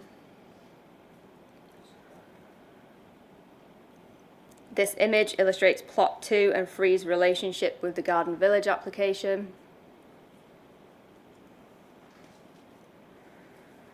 Moving to plot 3, this is an area of approximately 3.3 hectares, including a farmhouse known as Cowell's Farm and associated farm buildings. The farmhouse is a non-designated heritage asset. These are views of plot 3 from Cuerdale Lane facing southwest. Views from Cuerdale Lane facing northeast.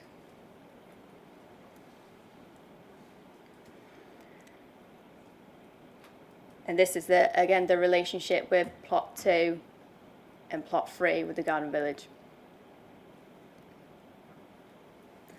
The existing constraints plan shows the presence of a private sewer and the arrangement of the existing farmhouse and its outbuildings.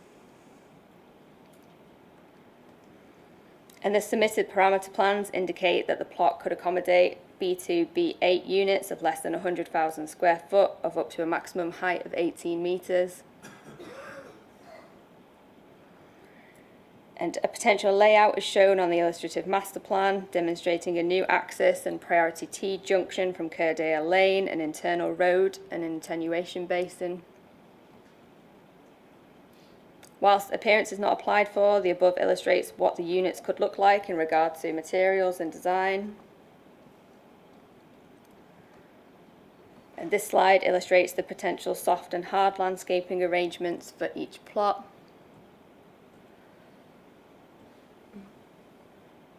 With indicative hard landscaping and furniture to support the employment floor space, and indicative soft landscaping. In regards to the main issues, the statutory consultation responses and neighbour responses are all summarised in full in the report. Over 870 letters of representation have been received from residents and other parties. The potential benefits of the proposal and the harms arising from the development are also summarised in full. However, it is the officer's view that the harms arising from the proposed development are substantial and significantly outweigh the benefits. Very special circumstances do not exist to clearly outweigh the potential harm to the greenbelt by virtue of inappropriateness and the other identified harms arising from the proposal. Although there would be benefits arising from the development, these would not be sufficient to outweigh the harms, and consequently there is conflict with the development plan as a whole and the emerging Central Lancashire local plan. Officers are therefore recommending refusal on 10 grounds, namely conflict with the adopted and emerging spatial strategy for Central Lancashire, inappropriate development in the greenbelt for which no very special circumstances exist, prematurity and undermining of the plan-making process of the emerging Central Lancashire local plan, substantial harm to landscape character, harm to the visual amenity of the area, insufficient assessment of other available and suitable sites in sequentially preferable locations for the proposed hotel floor space, insufficient information to enable a full and proper assessment of the highways impact of the proposal, insufficient information to enable an assessment of the impacts of the development on archaeology, insufficient information to enable a full and proper assessment of the site's agricultural land classification and potential harm arising from its loss, and insufficient information to demonstrate that the site would be appropriately served with foul water and an adequate water supply to support the premises proposed. Thank you, Chair. Okay, thanks, Olivia. Thanks for that. And once again, we have 5 objectors to this application, and we'll start off with Dominic Page again, please.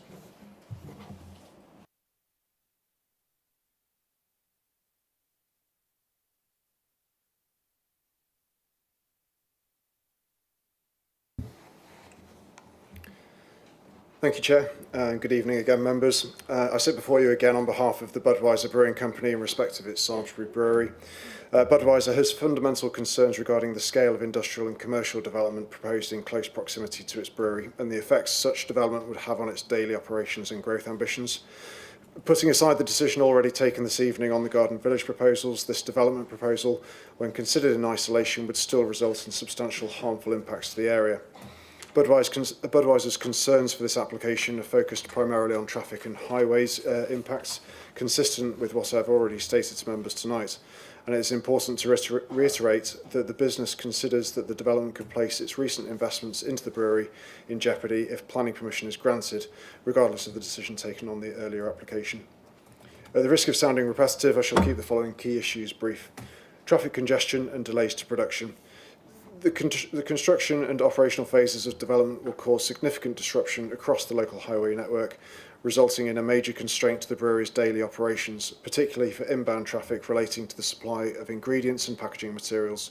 The brewery's concerns regarding the adverse effects of congestion are not simply limited to the parcel of land closest to the brewery, but across the wider network, which will be exacerbated further by the substantial increase in HGV movements along the A59 corridor. Highway safety along Cuerdale Lane. The introduction of substantial volumes of additional HGV, commercial and employee traffic along Cuerdale Lane will only increase the risk of accidents, particularly around the brewery's main entrance. As all brewery-related HGVs arrive from the A59 to the east, any accidents or blockages along Cuerdale Lane would directly affect ease of access for brewery deliveries and employees, and this could have serious knock-on effects to the brewery's production programming. Overall, Budweiser considers that the proposed development would result in too great an impact on its production capabilities due to its scale and proximity to the brewery. As planning permission has been refused for the Garden Village proposals, this development in isolation simply does not make good sense in planning terms due to its fragmented nature and its adverse highway impacts. More importantly, the officer's report again highlights that there is no adopted local or national planning policy basis to support this development, and so Budweiser fully supports the planning officer's recommendation for members to refuse planning permission. Thank you.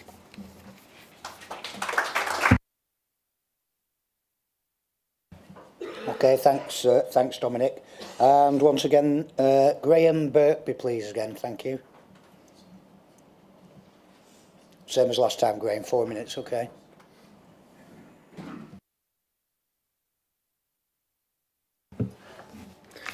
Good evening, Chairman, Councillors and Planning Officers. I will raise fundamental objections to this application around brownfield priority, strategic integrity and landscape impact. Beyond the technical failures of the proposal, it fails the most basic test of modern planning strategy, the brownfield first principle that the Labour government has been explicit in directing planners to follow when making decisions.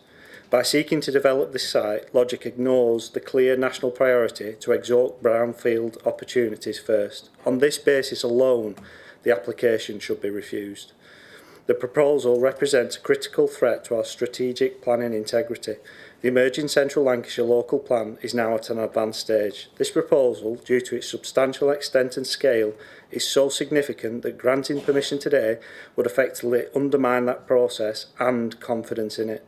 It also predetermines decisions regarding the scale, location and phasing of development that are central to the local plan's vision. Approving Logic's application would prejudice the outcome of the entire local strategy, directly contradicting paragraph 50 of the National Planning Policy Framework and the NPPF's overarching aims. We must also look at the landscape impact in Samlesbury. This is not a modest addition. It is a permanent and major shift towards urbanisation. By reason of its scale, layout and degree of permanence, the proposal exerts an adverse influence on what is currently a valued landscape. This would result in substantial harm to our landscape character and resources, representing a clear breach of the Central Lancashire Core Strategy Policy 21 and paragraph 135 of the NPPF, which mandates that development must be sympathetic to local character. Connected to this is the impact on visual amenity. The proposed height of up to 23 metres and scale of the development are entirely at odds with its rural setting. For context, and I apologise for repeating, 23 metres equates approximately to 5 double-decker buses stacked on top of each other and is about 7 stories high. This application clearly fails to respect the environment it seeks to occupy, contrary to the paragraph 135 of the NPPF, policy 17 of the core strategy and policy G17 of the South Ribble local plan. We cannot allow the urbanisation of Samlesbury and Cuerdale's rural character through a proposal that ignores brownfield priorities, bypasses our strategic planning framework and is contrary to NPPF, core strategy, existing South Ribble local plan and emerging Central Lancashire local plan. I urge you to refuse Logic's application, which has no logic to it at all. Thank you.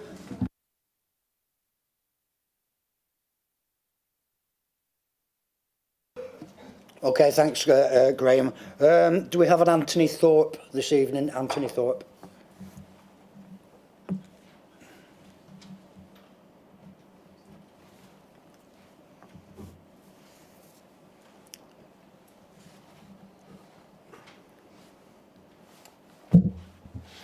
Before I start, Chair, I should like to take this opportunity of thanking the Director of Planning and the Head of Planning and planning officers for the very detailed work that they're doing on the Central Lancashire local plan.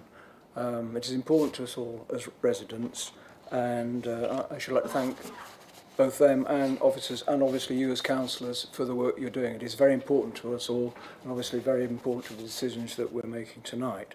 So, without ado, I shall start with my presentation. Good evening, Chairman, councillors and planning officers. My name is Anthony Thorpe and I live in Samlesbury, and I'm here to object to this application. I speak this evening regarding the principle of development and green belt, and to address the fundamental issue at the heart of this application. At its core, this proposal is in the wrong place. The officer's report make it clear the site is not allocated in the adopted local plan and is not in the emerging Central Lancashire local plan. It is in a rural area where policy actively seeks to resist development. That's reflected in the officer's reason for refusal 1, which states the development is contrary to the adopted and emerging spatial strategy of Central Lancashire. The site would prejudice allocated employment and mixed-use sites and would be an unsustainable location. It could impact regeneration by drawing employment and town centre uses away from proper locations. The reason cites that the Central Lancashire Core Strategy Policy 1 and Emergency Central Lancashire Local Plan Policy SS1, the development does not follow that plan and seeks to bypass it. Turning to Green Belt, the position is equally clear. The site remains designated Green Belt under Local Plan Policy G1. Paragraph 142 of the NPPF states that the fundamental aim of Green Belt policy is to prevent urban sprawl by keeping the land permanently open. Paragraph 143 sets out the Green Belt purposes, including checking unrestricted urban sprawl, preventing towns merging and safeguarding the countryside from encroachment. The officer's report finds harm to those very purposes. The proposal will cause substantial harm to openness, and substantial weight must be given to that harm under the NPPF paragraph 153. The applicant has tried to rely on grey belt. The officer's report rejects that. Under NPPF para 115, commercial development in green belt must satisfy strict tests. The report concludes that this land makes a strong contribution to checking urban sprawl, so it does not qualify as grey belt. It also finds that unmet need has not been demonstrated and the site is in an unsustainable location. That links directly to the Greenbelt refusal reason. This is inappropriate development, harmful by definition, and no very special circumstances have been shown. This is not a minor development. It is a major scheme around 27 hectares, including 177,000 plus square metres of development with a hotel and commercial uses. The development would irrevocably harm the openness of Greenbelt by reason of its nature, scale, massing, height and activity. The development fails to respect the rural setting to the detriment and the visual immunity of land in Samlesbury. Contrary to NPPF 153 and Policy 17 of the Central Lancashire Core Strategy and the Local Plan Policy G17, because the emerging Central Lancashire Local Plan is at an advanced stage, the development risk undermining the plan-making process and conflict with brownfield first regeneration-led strategy. The officer's conclusion is therefore clear and compelling. The harms include harm to greenbelt, openness, the spatial strategy, and public confidence in the plan-led system. The planning balance section that the harms substantially and specifically outweigh the benefits, and there is no very special circumstances to justify this inappropriate development. To conclude, this is not a finely balanced case. It is an inappropriate development in Greenbelt in a location supported by the adopted or emerging policy. It fails the planning officer's own reasons for refusal. The proposal would weaken the plan-led system, weaken Greenbelt protection, and in the very place where protection is meant to matter. On that basis, I respectfully ask you as councillors to support the planning officer's recommendation and refuse the application. Thank you, everyone.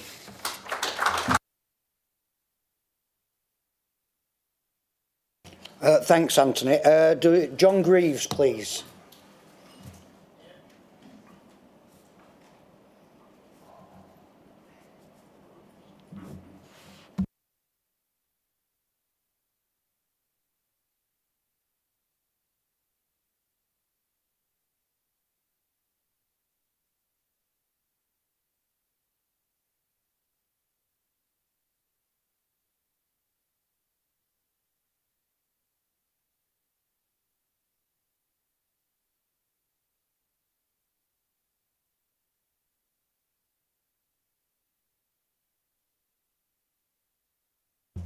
Okay, good evening, John. You have 4 minutes, okay? Thank you.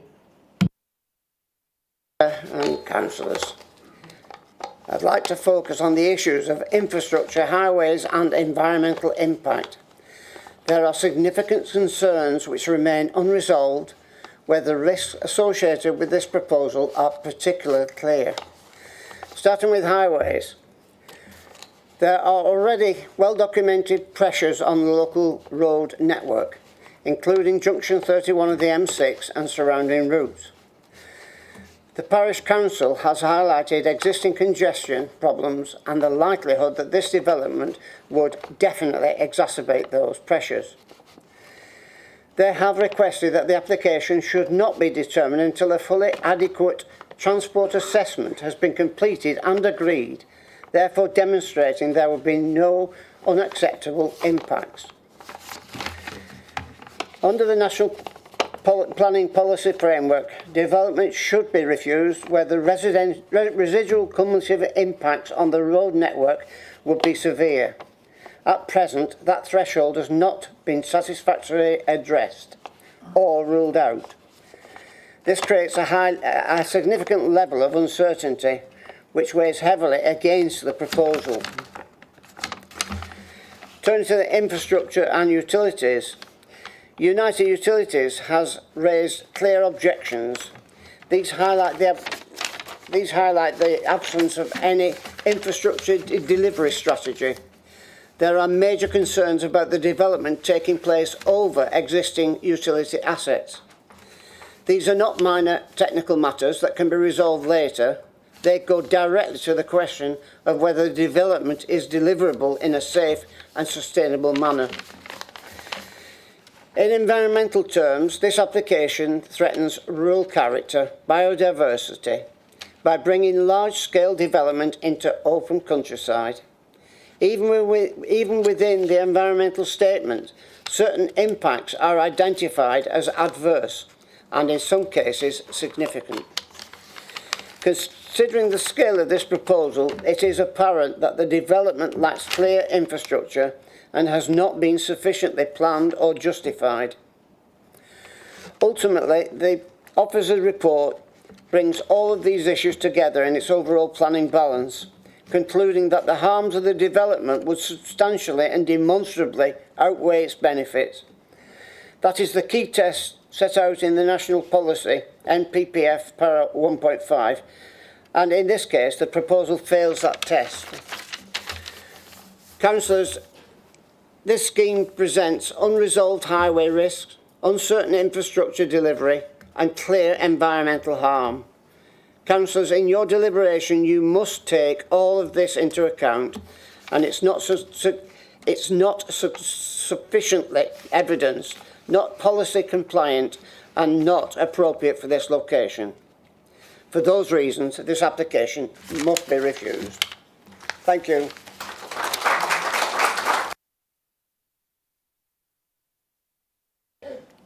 Okay, thanks, John. Are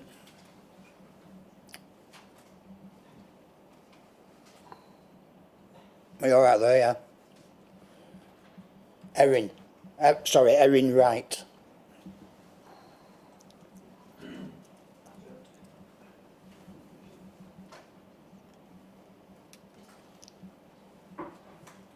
Good evening, Erin. Like everyone else, you have 4 minutes to make your representations, okay? Good evening, Chairman and Councillors. My name is Erin and I'm part of a farming family and a representative of Samlesbury Young Farmers Club, whose future and land is directly affected by this proposal. I want to speak honestly as someone who lives and works on the land you're being asked to approve for development, someone whose everyday life is rooted in and revolves around it. It is here that I have come to understand that farming is not simply an occupation but an identity, a way of life shaped by sacrifice, resilience and generations of unwavering dedication. It is the place that has defined who I am and the place where I have always hoped my future would remain. The land you're looking at isn't a fallow, empty space. It's working agricultural land. It produces food, it supports wildlife, it's part of a delicate, interconnected system that you only truly understand when you're involved. You cannot replace land of this quality. You cannot simply relocate a farm, a livelihood and generations of hard work and expect life to continue unchanged. What stands to be lost here is not merely soil or acreage, but something far deeper, a legacy and identity and a connection to the land that generations have devoted their lives to. I know your officer has already emphasised concerns about the loss of agricultural land and the fact that its quality hasn't even properly been examined. This matters because if we don't fully understand the detail within what we're losing, then how can we possibly justify it?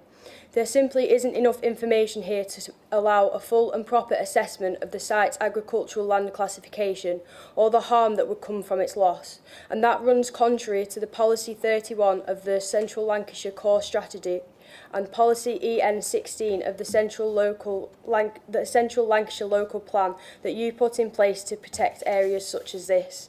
Your own report acknowledges that a substantial level of harm would arise from this development.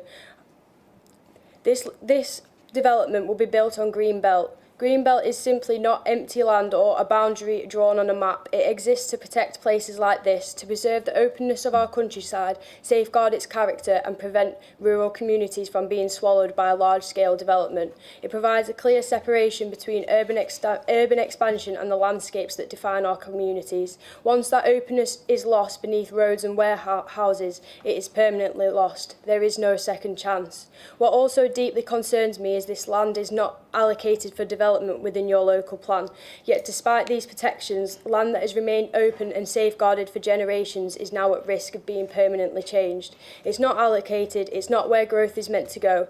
Everything I understand about your planning strategy is that development should be directed towards brownfield land and towards locations considered more sustainable and appropriate for growth. So approving a proposal like this would move beyond the principles set out in that strategy. It risks undermining the confidence in the planning process itself, the very system designed by yourselves to ensure the decisions are made carefully and consistently with proper regard for long-term consequences, which you detail in the local plan, South Ribble policies and highlighted within the NPPF. There are still so many unanswered questions: highways, water infrastructure, archaeology, fundamental issues which from everything I have read still remain unresolved. That does not inspire confidence. It makes this feel rushed, as though a decision is being pushed forward before the full consequences priorities are understood. This land matters not only to me but to farming, to the countryside and to the belief that some things should be protected, not traded for convenience. As farmers we are taught to think beyond ourselves, to care for the land so that it can be passed on in better condition than we found it. We plan for the future because we understand once damage is done, it cannot simply be undone.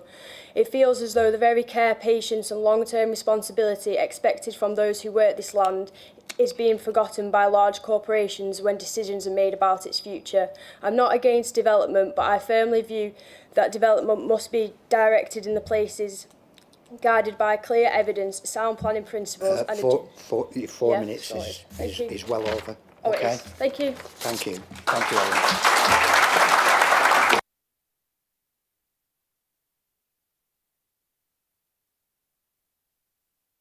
Ellen. Councillor Gleave.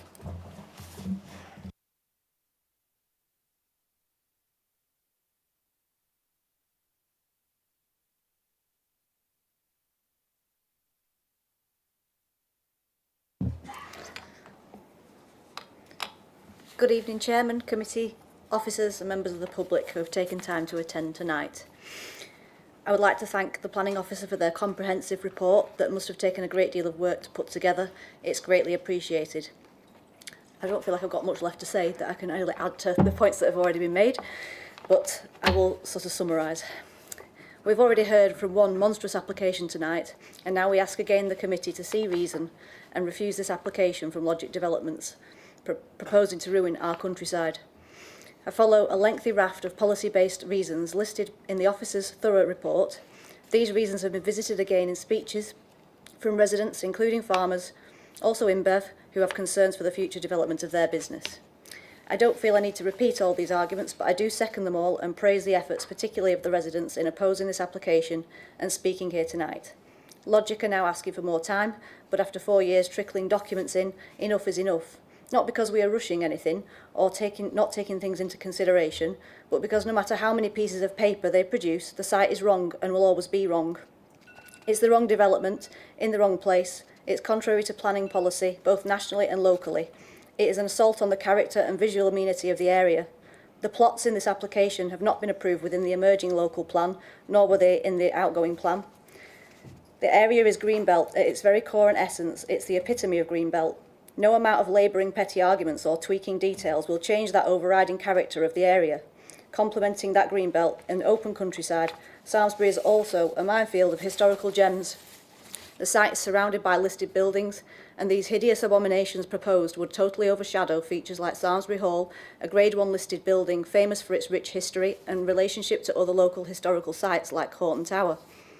This is a speculative proposal seeking to arrogantly bully its way in and obliterate stunning countryside forever. For me, there is no question whether the application would harm Greenbelt or its purposes. The application would delete the Greenbelt by turning it into a grey maze of grotesque and oppressive walls. Blunt, characterless masses overshadowing and overwhelming the remaining homesteads and village features. The application flies in the face of plan-led development and bulldozes policy aside, with the same disregard as is shown for the local landscape, wildlife and the people who already live there. This site is all contrary to NPPF guidance on Greenbelt, and the application demonstrates considerable harm to the Greenbelt in stopping it serving all 5 of its purposes, which it currently does so well at the moment. The local plan seeks to prioritise brownfield sites, and it has been determined there is no unmet need as a reason to release Greenbelt land for either housing or employment purposes. Neighbouring local councils collaborating on the Central Lancashire Local Plan have reiterated these points in objections, as well as Blackburn with Darwen Council, another neighbouring plan site that will be undermined by this proposal. Public confidence in the decision-making process concerning developments like this is low, but I trust that the committee has heard many reasons for refusal tonight that they can use. Online objections are 817 to the application, again showing the strength of feeling locally.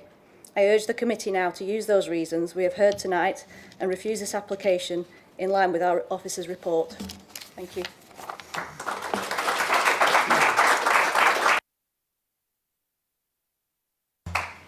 Okay, thanks very much, Councillor, thank you. We have the agent, Neil Lucas.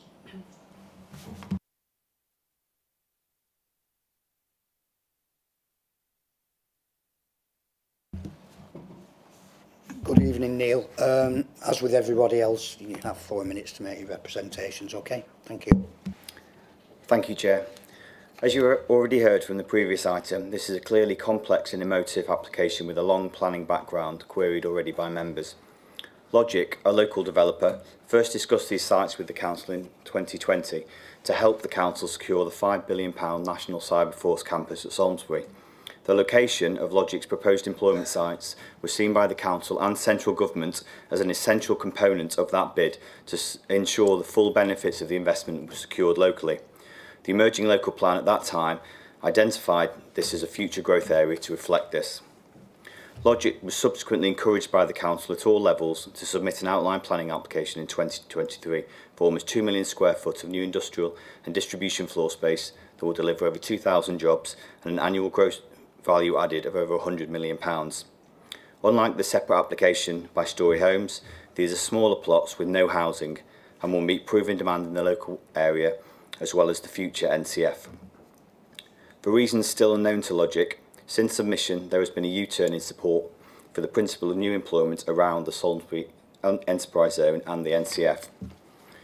This application puts forward a robust case that the sites in question represent grey belt land, meaning the principle of development is not inappropriate in the green belt, which, coupled with the significant benefits of the scheme, are sufficient to outweigh any perceived harm. This is backed up by legal advice, and a comprehensive revised submission was made in September 2025.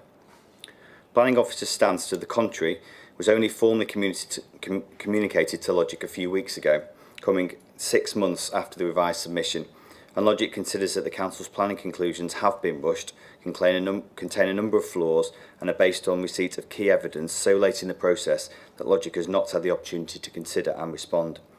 Officers' position that there has been sufficient time to deal with these late issues received only in April is simply not true. The committee report appears to prejudge the application before this evidence base has been fully tested or clarified, giving rise to clear procedural concerns and risks of undermining the fairness and robustness of the decision-making process. In these circumstances, Logic strongly urges members to defer this application to a later date to allow the outstanding matters and key flaws in the planning case to be resolved. Should the Council, however, determine the application today, as you can see from the latest addendum report, Logic has written to the Council to highlight a number of significant concerns and misrepresentation of planning policy and law, as well as highly subjective comments that cumulatively has led to an officer recommendation that Logic fundamentally disagrees with. Planning officers have skewed their planning balancing exercise by applying excess weight to the perceived harm and underplaying the weight attached to the benefits of the proposals. This relies on an inconsistent and inflated assessment of Greenbelt harm to reach its conclusions on Greybelt, and most pertinent to this application, a lack of robust evidence on employment need reflected by the recent inspector's letter. Logic would encourage members to form their own judgment on the planning balance and firmly believes there are sound planning reasons why members could and should vote against its officer recommendation and approve this particular scheme locally. As I said at the outset, this is a complex application with the potential for significant local employment benefits, and I respectfully urge members to carefully consider your position on whether the quality of the evidence in front of you relating specifically to this application and whether a reasonable position has been taken to bring this committee today, this application to committee today before reaching your own conclusions. Should the application be determined today, there is a robust planning case based on national planning policy to support an approval of the planning application should members decide to vote against the officer recommendation. Thank you. Okay, yeah, thanks Neil, thank you. Catherine, have you got any comments to make before I open this up to committee? Thank you, Chair. Yes, I think if I drew members' attention to late information, the comments that Ms Lucas referred to were published online and referenced in the late information report. However, I think the officers are entitled to attribute weight to the planning judgment. That's all explained fully in the report. We don't consider that it would be procedurally unfair or inappropriate to determine the application at this point. There has been a significant period of time allowed since the application was first submitted for outstanding issues to be resolved. So we feel that it is appropriate for members to determine the application and recommend the reasons that have been put forward in terms of a refusal. Thank you, Chair. Okay, thanks for that advice, Catherine. Right, before I open up to committee, I'll just have a show of hands. Does anyone want to defer this application? Okay, that's unanimous. Nobody wants to defer it. So I will now open up to committee, and I will first have Councillor Chris Lomax, please. Just a quick question before I start. Is this Greenbelt land? Yes, thank you. For the benefit of committee, I would like to say I never played out in this area because the street lamps would have been on by the time I got home and I'd have got a clip. Okay. Thank you to everyone who's spoken today. I've been round the site. I've looked at it. It will not be sympathetic. It's in the green belt. We have plenty of grey belt to build on and to keep it short. I reject this application in accordance with the officer's report. I move. Okay, Councillor Lomax, so that's a proposal for refusal. I now have Councillor Elaine Stringfellow. Thanks for that. Just like to say thanks to everybody who's come along to speak, because it's been really good to hear from people who actually live on the farms, work in the area and know it very well. I know the area fairly well, but having been on the trip with all the other councillors and with Councillor Tomlinson, you saw places that you didn't realise existed and what a diverse area it is and how beautiful it was. And to me, it's totally the wrong place to be building. It's Greenbelt. We're not short of areas to be building enterprise zones in this area. You know, there's still space left to build on the Samlesbury Enterprise Zone. There's plenty. When we went round, you could see the available spaces there. We're not short of area that can be built on. So to build on this beautiful area, to me, is completely wrong, and I think we should not do it. We have plans for a reason, and the officers and all the people concerned spend hours and hours and years working on these plans, and to just ride roughshod over them thinking, oh yes, we'll build an enterprise zone, it'll go there, it doesn't matter that it's green belt, let's call it grey belt, it's not right, it's wrong. And I think that the officers have given us as much information as they possibly could as to how we should read this and what we should do about it, and I think we have to refuse it, and I'm going to refuse it. Okay, thanks Councillor Stringfellow. I've got people before you, Councillor Williams. Councillor Gleeson. Thank you, Chair. Again, it's simple. It's not local plan compliant, it's not policy compliant, it's green belt. We should resist all development we can on greenbelt areas. We're losing them too fast. And if I can just slightly misquote William Blake, this is South Ribble's green and pleasant land. And I, for one, will not be in favour of this. Thank you. Okay, thanks, Councillor Gleeson. Councillor Martin. Caught me unaware, Chair. Thank you very much. Again, it's very, very similar to the previous application where it's in green belt. And yes, there are policies, Brownsfield sites first, CPRE, which has been mentioned before, also have policies around this as well. There's no need to build on fresh green land that can provide food, especially in the current environment we experience today with increased food prices. Local has obviously got to be better. And in light of that, while I applaud that there's going to be some electricity and generation on the site, one of the things you haven't mentioned is grey water usage. I mean, you're looking at possibly 140 million litres a year falling on barren steel roofs, which won't benefit anyone, which will also put a strain on the infrastructure for water. United Utilities rarely have an opportunity to speak at these sort of places, these sort of meetings. And given the pressure that's on them at the moment, it's not going to be any beneficial. I worry that further down the line from where that water comes from, that there'll be issues for locals. and even washing of the soil and the runoffs into the road and things like that. It's the most worry. The other thing is, I mean, you mentioned 500 car parking spaces. So that's approximately 2.5 kilometres length of cars that will have to travel in on a regular basis. The other issue I have is the people who will work there will have to travel in, because obviously there's no local housing to accommodate that sort of many people. So on balance with that, I think it'll be fair for all of us here to refuse that application. Thank you. Okay, thanks, Councillor Martin. I have Councillor Williams and then Councillor Molyneux. Thank you, Chair. I've already had one rant tonight, so I'm not going to witter on. I've said as much as I want to say that everybody has already said. But one thing that did astound me is the disregard from the applicant when he spoke of our planning officers and the expert nature of the reports that they put together to sort of threaten them legal. I think the arrogance of it astounds me.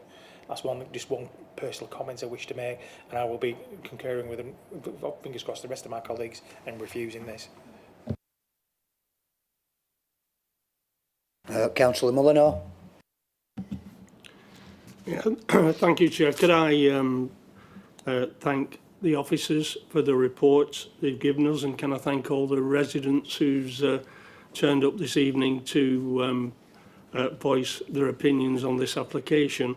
For me, this is very similar to the previous one. This is an inappropriate development. It's in Greenbelt, and it's going to devastate the area if it's allowed to go forward. And it's also, this obviously is not policy compliant. There's insufficient information to have special circumstances to allow this to go through.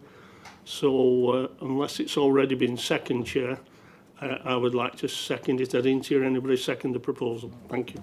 Yeah, it has already been seconded, Councillor Molyneux, by here. Councillor Smith. Yeah, just quickly, Chair, I don't want to go over everything. I just want to be clear that we are supporting the reasons for refusal, the officer's report, which are 10 reasons for that, and I think we need to be clear on that.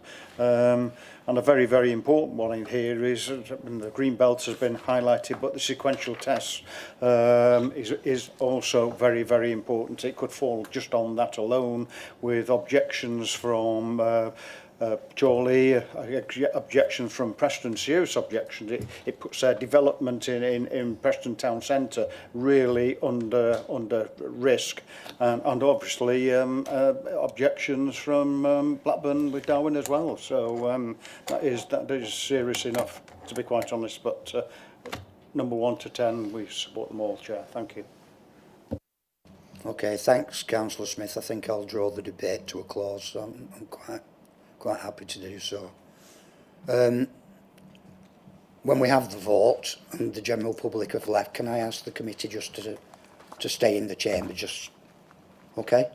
So let's go to the vote then for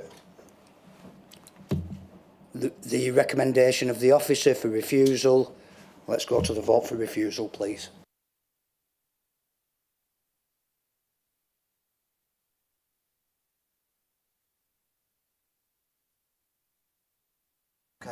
Thank you, Chair. Members have voted unanimously to refuse the application for Cowell's Farm.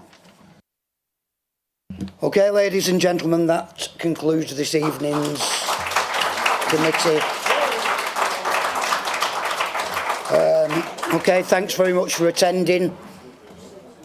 And you won't be seeing me as the Chair of Planning Committee again, so you're very lucky.